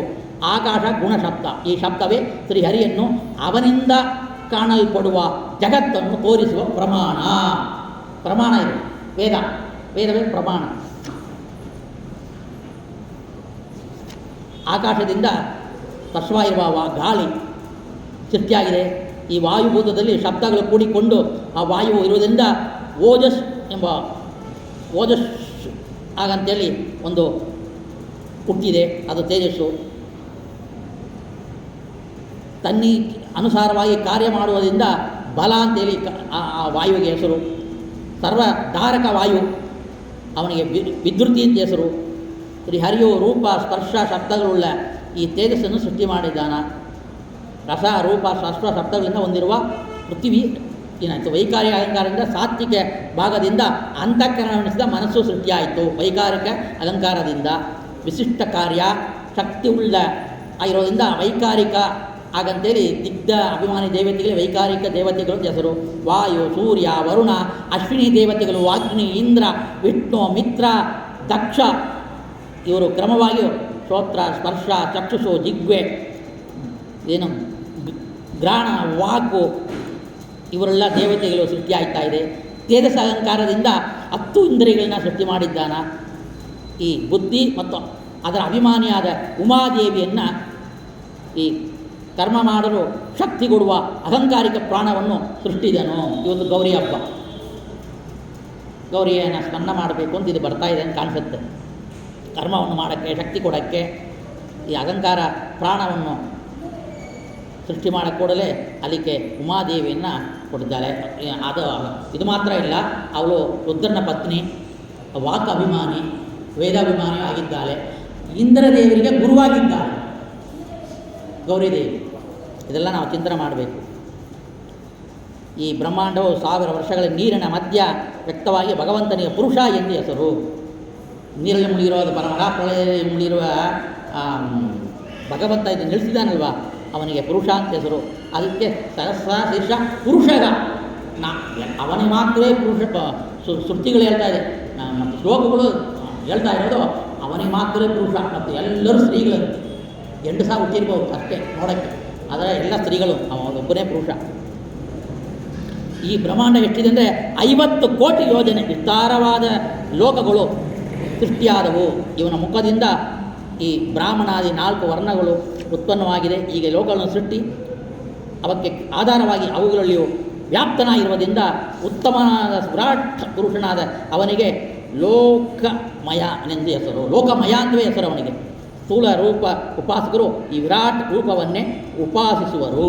ನೋಡಿ, ಎಲ್ಲ ಈ ಪಂಚ ಕರ್ಮೇಂದ್ರಿಯಗಳು, ಪಂಚ ತನ್ಮಾತ್ರೆಗಳು, ಆಕಾಶಾತ್ ವಾಯು, ವಾಯೋರಗ್ನಿ, ಅಗ್ನಿರಾಪಃ, ಆಪ ಪೃಥಿವಿ, ಪೃಥಿವ್ಯಾ ಓಷಪ್ತ್ಯ, ಓಷಪ್ತ್ಯ ಅನ್ನಾತ್, ಅನ್ನಾತ್ ಪ್ರಜಾಃ. ಇದು ಸೃಷ್ಟಿಕ್ರಮ. ಅಂದರೆ ಈ ಪಂಚಭೂತಗಳು ಸೃಷ್ಟಿಯಾದ ಕ್ರಮಗಳು, ಆ ಒಂದು ಪಂಚಭೂತಕ್ಕೂ ಒಂದೊಂದು ರೀತಿಯಲ್ಲಿ ಗುಣಗಳು. ಆಕಾಶಕ್ಕೆ ಶಬ್ದ, ಈ ಪೃಥ್ವಿಗೆ ರೂಪ, ಸ್ಪರ್ಶ, ರಸ, ಗಂಧ ಅಂತ 5, ವಾಯುವಿಗೆ ಶಬ್ದ, ಸ್ಪರ್ಶ, ಅಗ್ನಿಗೆ ರೂಪ, ಸ್ಪರ್ಶ, ಶಬ್ದ, ಗಂಧಕ್ಕೆ ರೂಪ, ಸ್ಪರ್ಶ, ಗಂಧ. ಪೃಥ್ವಿಗೆ ರೂಪ ಇದೆ, ಗಂಧ ಇದೆ, ಸ್ಪರ್ಶ ಇದೆ. ಆ ರೀತಿಯಲ್ಲಿ ನೀರಿಗೆ 4 ಗುಣ, ಪೃಥ್ವಿಗೆ 5 ಗುಣ. ರುಚಿ ಸೇರಿದೆ. ನೀರು ಬಂದರೆ ರುಚಿ, ಈ ಮಣ್ಣಿಗೆ ರುಚಿ ಇದೆ. ಆಗ 1, 2 ಗುಣ, 3 ಗುಣ, 4 ಗುಣ, 5 ಗುಣ ಅಂತ ಅದು ಎಲ್ಲಿಂದ ಬಂತು ಅಂತ ಹೇಳಿದರೆ ಈ ಪಂಚಕರ್ಮೇಂದ್ರಿಯಗಳ ಉದ್ಭವ, ಪಂಚ ತನ್ಮಾತ್ರೆಗಳು ಉದ್ಭವ, ಜ್ಞಾನೇಂದ್ರಿಯ ಕೆಲಸಗಳು, ಕರ್ಮೇಂದ್ರಿಯ ಕೆಲಸಗಳು, ಮನಸ್ಸು, ಬುದ್ಧಿ, ಚಿನ್ಮಯವಾದ ದೇವತೆಗಳ ತೇಜೋಮಯವಾದ ಸೃಷ್ಟಿ ಎಲ್ಲವನ್ನೂ ನಾವು ಚಿಂತನೆ ಮಾಡಿದರೆ ಭಗವಂತನ ವ್ಯಾಪಾರ ಅದು ಯಾರು ಹೇಳೋಕ್ಕೆ ಸಾಧ್ಯ. ಒಂದು ನಿಮಿಷಕ್ಕೆ ನಾವು ಹೇಳ್ಬೋದು ಅಷ್ಟೇ. ಸರಿ, ಇಷ್ಟು ಸೃಷ್ಟಿಯನ್ನು ಒಂದು ಕೆಲಸ ಮಾಡಬೇಕಾಗಿದ್ದರೆ ಎಷ್ಟು ಕಷ್ಟ ಬೀಳ್ತೀವಿ ನಾವು. ಆ ರೀತಿಯಲ್ಲಿ ಇಂಥ ಒಂದು ವ್ಯಾಪಾರ ಮಾಡುವವನಿಗೆ ಆಲಸ್ಯ ಕಷ್ಟ ಏನಿದೆ ಅಂದರೆ ಏನಿಲ್ಲ, ಅವನಿಗೇನು ಕಷ್ಟ ಇಲ್ಲ. ಬೇಡರ ಹುಳ ತಮ್ಮ ಬಳೆಯನ್ನು ಕಟ್ಟಿ ಅದನ್ನು ಉಂಟು ರೀತಿಯಲ್ಲಿ ಎಲ್ಲವನ್ನೂ ಈಸಿಯಾಗಿ ಸೃಷ್ಟಿ ಮಾಡ್ತಾನೆ. ಅವನು ತಲುಪೋದು ನೋಡಿ, ನಿನ್ನ ಬೋಳಿಸ್ಕೊಂಡೆ ಅದು ಬೆಳೀತಾ ಇದೆ, ನನಗೇನೋ ಅದು ಭಾರವಾಗಿದೆಯಾ, ಅದು ಇಷ್ಟಕ್ಕೆ ಬೆಳೀತಾ ಇದೆ. ಊರು ಕಟ್ ಮಾಡ್ಕೊಳ್ತೀವಿ, ಊರು ಅದು ಬೆಳೀತಾ ಇದೆ, ಕಷ್ಟ ಇಲ್ಲ. ಅದರ ಒಂದು ಹಲ್ಲು ಬೆಳೆಯುವಾಗ ಮಕ್ಕಳಿಗೆ ಅದು ನೆವೆ ಅದನ್ನು ಗೀರ್ತಾ ಇರುತ್ತೆ, ಏನೋ ಕಚ್ತಾ ಇರುತ್ತೆ. ನಮ್ಮ ದೇಹ ಕುಗ್ಗುತ್ತಾ ಇರುವಾಗ, ವಯಸ್ಸಾಗ್ತಾ ಕುಗ್ಗುತ್ತಾ ಇರುವಾಗ ಬೆನ್ನು ನೋವು, ಕಾಲು ನೋವು, ಕೈ ನೋವು, ಕಷ್ಟಗಳು, ಈ ಥರ ಪ್ರಳಯ ಕಾಲಕ್ಕೆ ಅವನಿಗೇನೋ ಕಷ್ಟ ಆಗುತ್ತಾ, ವಯಸ್ಸಾಗುತ್ತೆ ಅವನಿಗೂ. ಅಂದರೆ ಸದಾ ಯೌವನ ರೂಪದಲ್ಲಿ ಸದಾ ಸರ್ವಕಾಲವು ಅವಿವಾಗಿ ಅವ ಏನು ಕಷ್ಟ ಇಲ್ಲದೆ ತಲಕೋರು ಉಗುರು ಬೆಳೆಯುವಾಗ ಯಾವ ರೀತಿಯಲ್ಲಿ ಕಷ್ಟ ಇಲ್ಲದೇ ಇರ್ತೀಯೋ, ಅದು ಇಚ್ಛೆಯಾಗಿರ್ತೀಯೋ, ಸ್ವಭಾವವಾಗಿ ಅವ ಇರೋದ್ರಿಂದ ಅವ ಇಂಥ ಸೃಷ್ಟಿ ಕ್ರಮವನ್ನು ಅತ್ಯಂತ ಸುಲಭವಾಗಿ ಮಾಡ್ತಾನಂತ ನಾವು ಚಿಂತನೆ ಮಾಡಬೇಕು. ಅನಂತ ರೀತಿಯಲ್ಲಿ ಭಾಗವತದಲ್ಲಿ ಅದನ್ನು ಹೇಳ್ತಾ ಇದ್ದಾರೆ. ರೀತಿಯಲ್ಲೂ ಇದನ್ನು ಅವ ಅಮೃತ ಮತ್ತು ಕ್ಷೇಮ, ಅಭಯ ಹಾಗಂತೇಳಿ 3 ಹೆಸರು ಬರ್ತಾ ಇದ್ದಂತೆ. ಈ ಮಹಿಮೆ ಅವನನ್ನು ಬಿಟ್ಟರೆ ಇನ್ನು ಯಾರಿಗೂ ಇಲ್ಲ. ಲಕ್ಷ್ಮೀ ಬ್ರಹ್ಮಾದಿ ಸಮಸ್ತ ಚೇತನರು ಇವನ ಭಿನ್ನಾಂಶವೆಂದು ಜ್ಞಾನಿಗಳು ಹೇಳುವರು. ಅಂದರೆ ಪರಮಾತ್ಮನ ಜೀವಾತ್ಮ ಭೇದ ಇಲ್ಲ ಅಂತ ಹೇಳಬಾರದು. ಲಕ್ಷ್ಮೀ ಹಿಡ್ಕೊಂಡು ಮತ್ತು ಜೀವೋತ್ಮರಾದ ಬ್ರಹ್ಮವಾಯುಗಳು ಮತ್ತು ಕ್ರಿಮಿಕೀಟ ತನಕ ಇರುವ ಜೀವರುಗಳು ಎಲ್ಲರೂ ಕೂಡ ಭಿನ್ನಾಂಶರು, ಭಿನ್ನಾಂಶರು ಅಷ್ಟೇ. ಈ ಲಕ್ಷ್ಮೀ ಬ್ರಹ್ಮಾದಿ ಸಮಸ್ತ ಚೇತನರು ಇವನ ಭಿನ್ನಾಂಶರೆಂದು ಜ್ಞಾನಿಗಳು ಹೇಳ್ತಾ ಇದ್ದಾರೆ. ಪರಮಾತ್ಮ ಸ್ವರೂಪಾಂಶವು ಯಾವುದೆಂದರೆ ಅನಂತಾಸನದಲ್ಲಿ ಇರುವ ಅನಂತಾಸನ ಅವನಿಗೆ ಅಮೃತ. ಸೇತದ್ವಿಭವ ಅನಂತಾಸನ ವೈಕುಂಠ, ಇದನ್ನು 3 ಕೇಳಿದ್ದೀರಿ. ಅದು ಅವನಿಗೆ ಅನಂತಾಸನದಲ್ಲಿರುವವನಿಗೆ ಅಮೃತ ಅಂತ ಹೆಸರು, ವೈಕುಂಠದಲ್ಲಿರುವ ವೈಕುಂಠ ನಾಮಕನಿಗೆ ಕ್ಷೇಮ ಅಂತ ಹೆಸರು, ಶ್ವೇತದ್ವೀಪದಲ್ಲಿರುವ ಪದ್ಮನಾಭನು ಅವಯ್ಯ. ಶ್ವೇತದ್ವೀಪದಲ್ಲಿರುವ ವೈಕುಂಠ ಲೋಕದ ಒಂದು ಸ್ಥಳ ಅವನಿಗೆ ಇರುವ ಭಗವಂತನಿಗೆ ಅಭಯ ಅಂತ ಹೆಸರು. ಆ ರೀತಿಯಲ್ಲಿ ಭಗವಂತನ ಗುಣಮಾನವನ್ನು ಅನಂತ ರೀತಿಯಲ್ಲಿ ಅವನ ನಾಮಗಳನ್ನ ಹೇಳ್ತಾ ಇದ್ದಾರೆ. ಮುಂಚೆ ನಾವು 24 ಅವತಾರವನ್ನು ನೋಡಿದ್ವಿ. ಅದನ್ನು ಮತ್ತು ಪರಿಮಿತ್ರಾಜನಿಗೆ ಹೇಳ್ತಾ ಇರ್ತಾರೆ. ಶೌನಕಾದಿ ಋಷಿಗಳಿಗೆ ಹೇಳಿದರು, ವೇದವ್ಯಾಸರು ಸುಖಮನಿಗೆ ಹೇಳಿದರು ಭಗವಂತನ ಅವತಾರನ. ಅದೇ ಕಥೆಯನ್ನು ನಾರದು ಬ್ರಹ್ಮದೇವರಿಂದ ಕೇಳಿದರು. ಆ ಬ್ರಹ್ಮದೇವರು ವೇದವ್ಯಾಸರು ಬೇಡಿಕೊಂಡರು. ವೇದವ್ಯಾಸ ದೇವರು ಮತ್ತು ನಾರದು ಬರೆದು ಕೊಟ್ಟು ನಾರದು ಉಪದೇಶ ಮಾಡಿದ್ರು. ಆ ನಾರದು ಮನುಷ್ಯರ ತನಕ ಹೋದರು. ಮತ್ತು ವೇದವ್ಯಾಸರ ಪುತ್ರನಾದಂಥ ಶುಕಾಚಾರ್ಯರಿಗೆ ಅಪ್ಪ ಹೇಳಿದರು ವೇದವ್ಯಾಸರು. ಆ ಶುಕಾಚಾರ್ಯರು ಶೌನಕಾದಿಗಳಿಗೆ ಹೇಳಿದರು. ಆವಾಗ ಅಲ್ಲಿ ಬಂದ ಪರಿಮಿತರಾಜನಿಗೂ ಹೇಳ್ತಾ ಇದ್ದಾರೆ. ಇದು ಮತ್ತು ಶ್ರವಣ ಯಾಕೆ ಕೇಳ್ತಾರೆ, ಯಾಕೆ ನಡೀತಾ ಇದೆ ಅಂದರೆ ಅಭ್ಯಾಸ ಅಂತ ನಾವು ನೋಡಿದೆವು. ಮತ್ತು ಕೇಳೋದ್ರಿಂದ ಜ್ಞಾನಭಕ್ತಿ ವೈರಾಗ್ಯ ದೃಢವಾಗುತ್ತೆ. ಮತ್ತು ಓದೋದ್ರಿಂದ 100ಗೆ 100 ಮಾರ್ಕ್ ತೆಗಿಬೋದು. ಒಂದು ಸಲಕ್ಕೆಲ್ಲ 10 ಮಾರ್ಕು, ಇನ್ನೂ ಜಾಸ್ತಿ ಹೋದರೆ 50 ಮಾರ್ಕು, ಚೆನ್ನಾಗಿ ಓದಿದ್ರೆ 60 ಮಾರ್ಕು, ಇನ್ನೂ ಚೆನ್ನಾಗಿ ಎಲ್ಲ ದೃಢವಾಗಿ ಮನಸ್ಸಲ್ಲಿ ಎಲ್ಲ ಇರ್ತಂದ್ರೆ ಎಲ್ಲ ಬರೋದಂದರೆ 100 ಮಾರ್ಕ್ಸ್ ಅಂತ ಹೇಳ್ತಾರೆ. ಆ ರೀತಿಯಲ್ಲಿ ಹೇಳ್ತಾ ಇದ್ದಾರೆ. ವರಾಹ, ಯಜ್ಞ, ಕಪಿಲ, ದತ್ತ, ವಿಷ್ಣು, ನರನಾರಾಯಣ, ವಾಸುದೇವ, ಇಲ್ಲಿ ವಾಸುದೇವ ಅಂತ ಸೇರ್ಕೊಂಡಿರುತ್ತೆ. ಋತುನಾಮಕ, ಅವೇಶ ಅವತಾರ ಮತ್ತು ಋಷಭ, ಅಯಗ್ರೀವ, ಮತ್ಸ್ಯ, ಕೂರ್ಮ, ನರಸಿಂಹ, ಗಜೇಂದ್ರ ರಕ್ಷಕ ಮತ್ತು ವಾಮನ, ಮಹಿದಾಸ, ರಾಜರಾಜೇಶ್ವರ, ಧನ್ವಂತ್ರಿ, ಪರಶುರಾಮ, ರಾಮ, ಕೃಷ್ಣ, ಬುದ್ಧ, ಕಲ್ಕಿ, ಈ 24 ನಾವು ಕೇಳಿದ್ದೀವಿ, ಮೊನ್ನೆ ಹೇಳಿದೆವು. ಅದನ್ನು ಮತ್ತು ಹೇಳ್ತಾ ಇದ್ದಾರೆ. ಯಾಕೆ ಎಂತು ಬಲ ಕಾರ್ಯ, ಜ್ಞಾನ ಕಾರ್ಯ ಎಲ್ಲಕ್ಕೂ ಭಗವಂತ ಅವತಾರ. ಇದನ್ನು ಅವರು ನಿರೂಪಣೆ ಮಾಡ್ತಾ ಇದ್ದಾರೆ. ಪರೀಕ್ಷಿತ್ ರಾಜ ಕೇಳ್ತಾ ಇದ್ದಾನ, ಬ್ರಹ್ಮಜ್ಞಾನಿಗಳ ಸ್ವಾಚಾರ್ಯರೇ, ನನ್ನ ಮನಸ್ಸು ಹರಿಯಲ್ಲಿಯೇ ಇರಬೇಕು, ಅವನ ಗುಣಗಳನ್ನು ಮನನ ಮಾಡುತ್ತಾ ಬೇಗ ಬಿಡುವಂಥ ರೀತಿಯಲ್ಲಿ ಇರಬೇಕು. ತಾವು ಹರಿಕಥೆಯನ್ನು ಹೇಳಿ ಮತ್ತು ಈ ಪ್ರಜೆಗಳಿಗೆ, ಈ ಪ್ರಶ್ನೆಗಳಿಗೆ ನೀವು ಉತ್ತರ ಕೊಡಿ. ನನ್ನ ಮನಸ್ಸಲ್ಲಿ ಕೆಲವು ಪ್ರಶ್ನೆ ಇದೆ, ಆ ಪ್ರಶ್ನೆಗೆ ಉತ್ತರ ಕೊಡಿ ದಯವಿಟ್ಟು ಅಂತ ಕೇಳುವಾಗ, ಜೀವನು ಅಪ್ರಾಕೃತ, ಅವನಿಗೆ ಪ್ರಕೃತಿಯ ಸಂಬಂಧವಾಗಲು ಹರಿಚ್ಛೆಯ ಕಾರಣವೇ ಅಥವಾ ಬೇರೆ ಕರ್ಮ ಕಾರಣ. ಹರಿಚ್ಛೆ ಕರ್ಮವೂ ಕಾರಣ, ಆದರೆ ಹರಿಚ್ಛೆ ಪ್ರಧಾನ ಕಾರಣ. ಮಣ್ಣಿಂದ ಮಡಿಕೆ ಮಾಡ್ತಾನೆ, ಮಣ್ಣು ಉಪಾದಾನ ಕಾರಣ, ನಿಮಿತ್ತ ಕಾರಣ ಆ ಗಡಿಗೆ ಮಾಡೋನು ಜೀವ ಇದ್ದಕ್ಕೆ ಕೆಲಸ ಮಾಡೋಕ್ಕಾಗೋದು. ಆ ಜೀವ ಎಲ್ಲರಿಗೂ ನಿಯಾಮಕ, ಎಲ್ಲ ಜಡಚೇತನ ಚೇತನ ಅಚೇತನ ವಸ್ತುಗಳಿಗೆ ನಿಯಾಮಕ ಇರೋನು ಅವ ನಿಮಿತ್ತ ಕಾರಣ. ಈ ಮೂಲ ಪ್ರವೃತ್ತಿ, ಆ ಮೂಲ ಪ್ರವೃತ್ತಿಯಿಂದ ವಿಕಾರವಾಯು ಪಂಚಭೂತಗಳು, ಪಂಚ ತನ್ಮಾತೃಗಳು, ವೈಕಾರಿಕ, ತಾಮಸ, ತೇಜಸ, ಅಹಂಕಾರಿಗಳು ನೋಡೋದು. ಅಲ್ಲಿ ಎಲ್ಲಿಂದ ಯಾವ ರೀತಿಯಲ್ಲಿ ಒಂದಿಂದ ಒಂದು ಹುಟ್ಟಿದೋ, ಅದಕ್ಕೆ ಏನೇನು ಗುಣಗಳು, ಅದಕ್ಕೆ ಯಾರ ಅಭಿಮಾನಿ ದೇವತೆಗಳು ಎಲ್ಲ ನೋಡಿದ್ದೀವಿ. ಅಷ್ಟನ್ನು ಕೂಡ ಭಗವಂತ ಪರಮ ಕಾರಣವಾಗಿಯೋ, ನಿಮಿತ್ತ ಕಾರಣವೋ, ಮತ್ತು ಅವ ಒಂದು ರೀತಿ ಉಪಾದಾನ ಕಾರಣವೂ ಅಂತ ಹೇಳ್ತಾ ಇದ್ದಾರೆ ಶಾಸ್ತ್ರ ಅನ್ವ್ಯಾಖ್ಯಾನ ಸುಧಾದಲ್ಲಿ. ಎಷ್ಟು ಮಟ್ಟಿಗೆ ಅಷ್ಟಿಗೆ ನಾವು ತಗೊಳ್ಬೇಕು. ಆದರೆ ಪರಮ ಮುಖ್ಯವೋ ನಿಮಿತ್ತ ಕಾರಣ, ಸರ್ವಕಾರಣ ಕಾರಣ ಭಗವಂತ. ಹಾಗಂತೇಳಿ ಅವನ ಪ್ರಶ್ನೆಗೆ ಉತ್ತರ ಕೊಡ್ತಾ ಇದ್ದಾರೆ. ಅವ ಟೋಟಲಾಗಿ ಒಂದು 15 ಪ್ರಶ್ನೆ ಆಗ್ತಾನೆ. 15 ಪ್ರಶ್ನೆಗೆ ಕಥಾರೂಪದಲ್ಲಿಯೂ ಕೂಡ ಅವರು ಹೇಳ್ತಾ ಇದ್ದಾರೆ. ಮತ್ತು ಪರೀಕ್ಷಿತು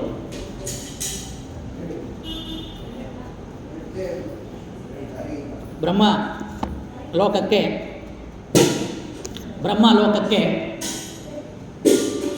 ನಾರದರು ಹೋಗ್ತಾರೆ. ಬ್ರಹ್ಮ ದೇವರು ಏನು ಮಾಡ್ತಾ ಇದ್ದಾರೆ, ಧ್ಯಾನದಲ್ಲಿ ಆಸಕ್ತರಾಗಿ ಧ್ಯಾನ ಮಾಡ್ತಾ ಕುಳಿತಿರ್ತಾರೆ. ನಾರದರು ಹೋಗ್ತಾರೆ ಅಲ್ಲಿಗೆ.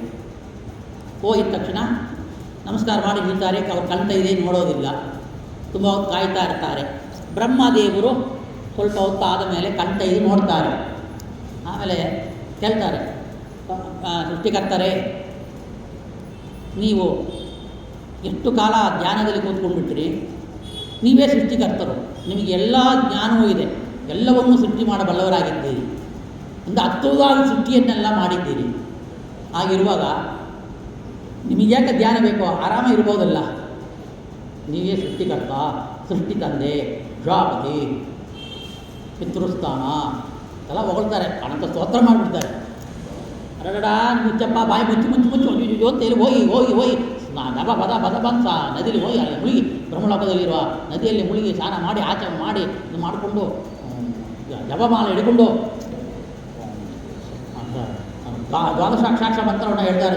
ಓಂ ನಮೋ ಭಗವತಿ ವಾಸ್ತು, ಓಂ ನಮೋ ಭಗವತಿ ವಾಸ್ತು. ಅವರಿಗೆ ಏನಪ್ಪ ಇದನ್ನು ಒಂದು ಪ್ರಶ್ನೆ ಹಾಕಿದೆ, ನಿಮ್ಮನ್ನ ಹೊಗಳಿದೆ, ನೀವು ಹೋಗಿ ಅದಕ್ಕೆ ಯಾಕೆ ಸ್ನಾನ ಮಾಡಿ ಜಪ ಮಾಡ್ತಾ ಇದ್ದೀರಿ?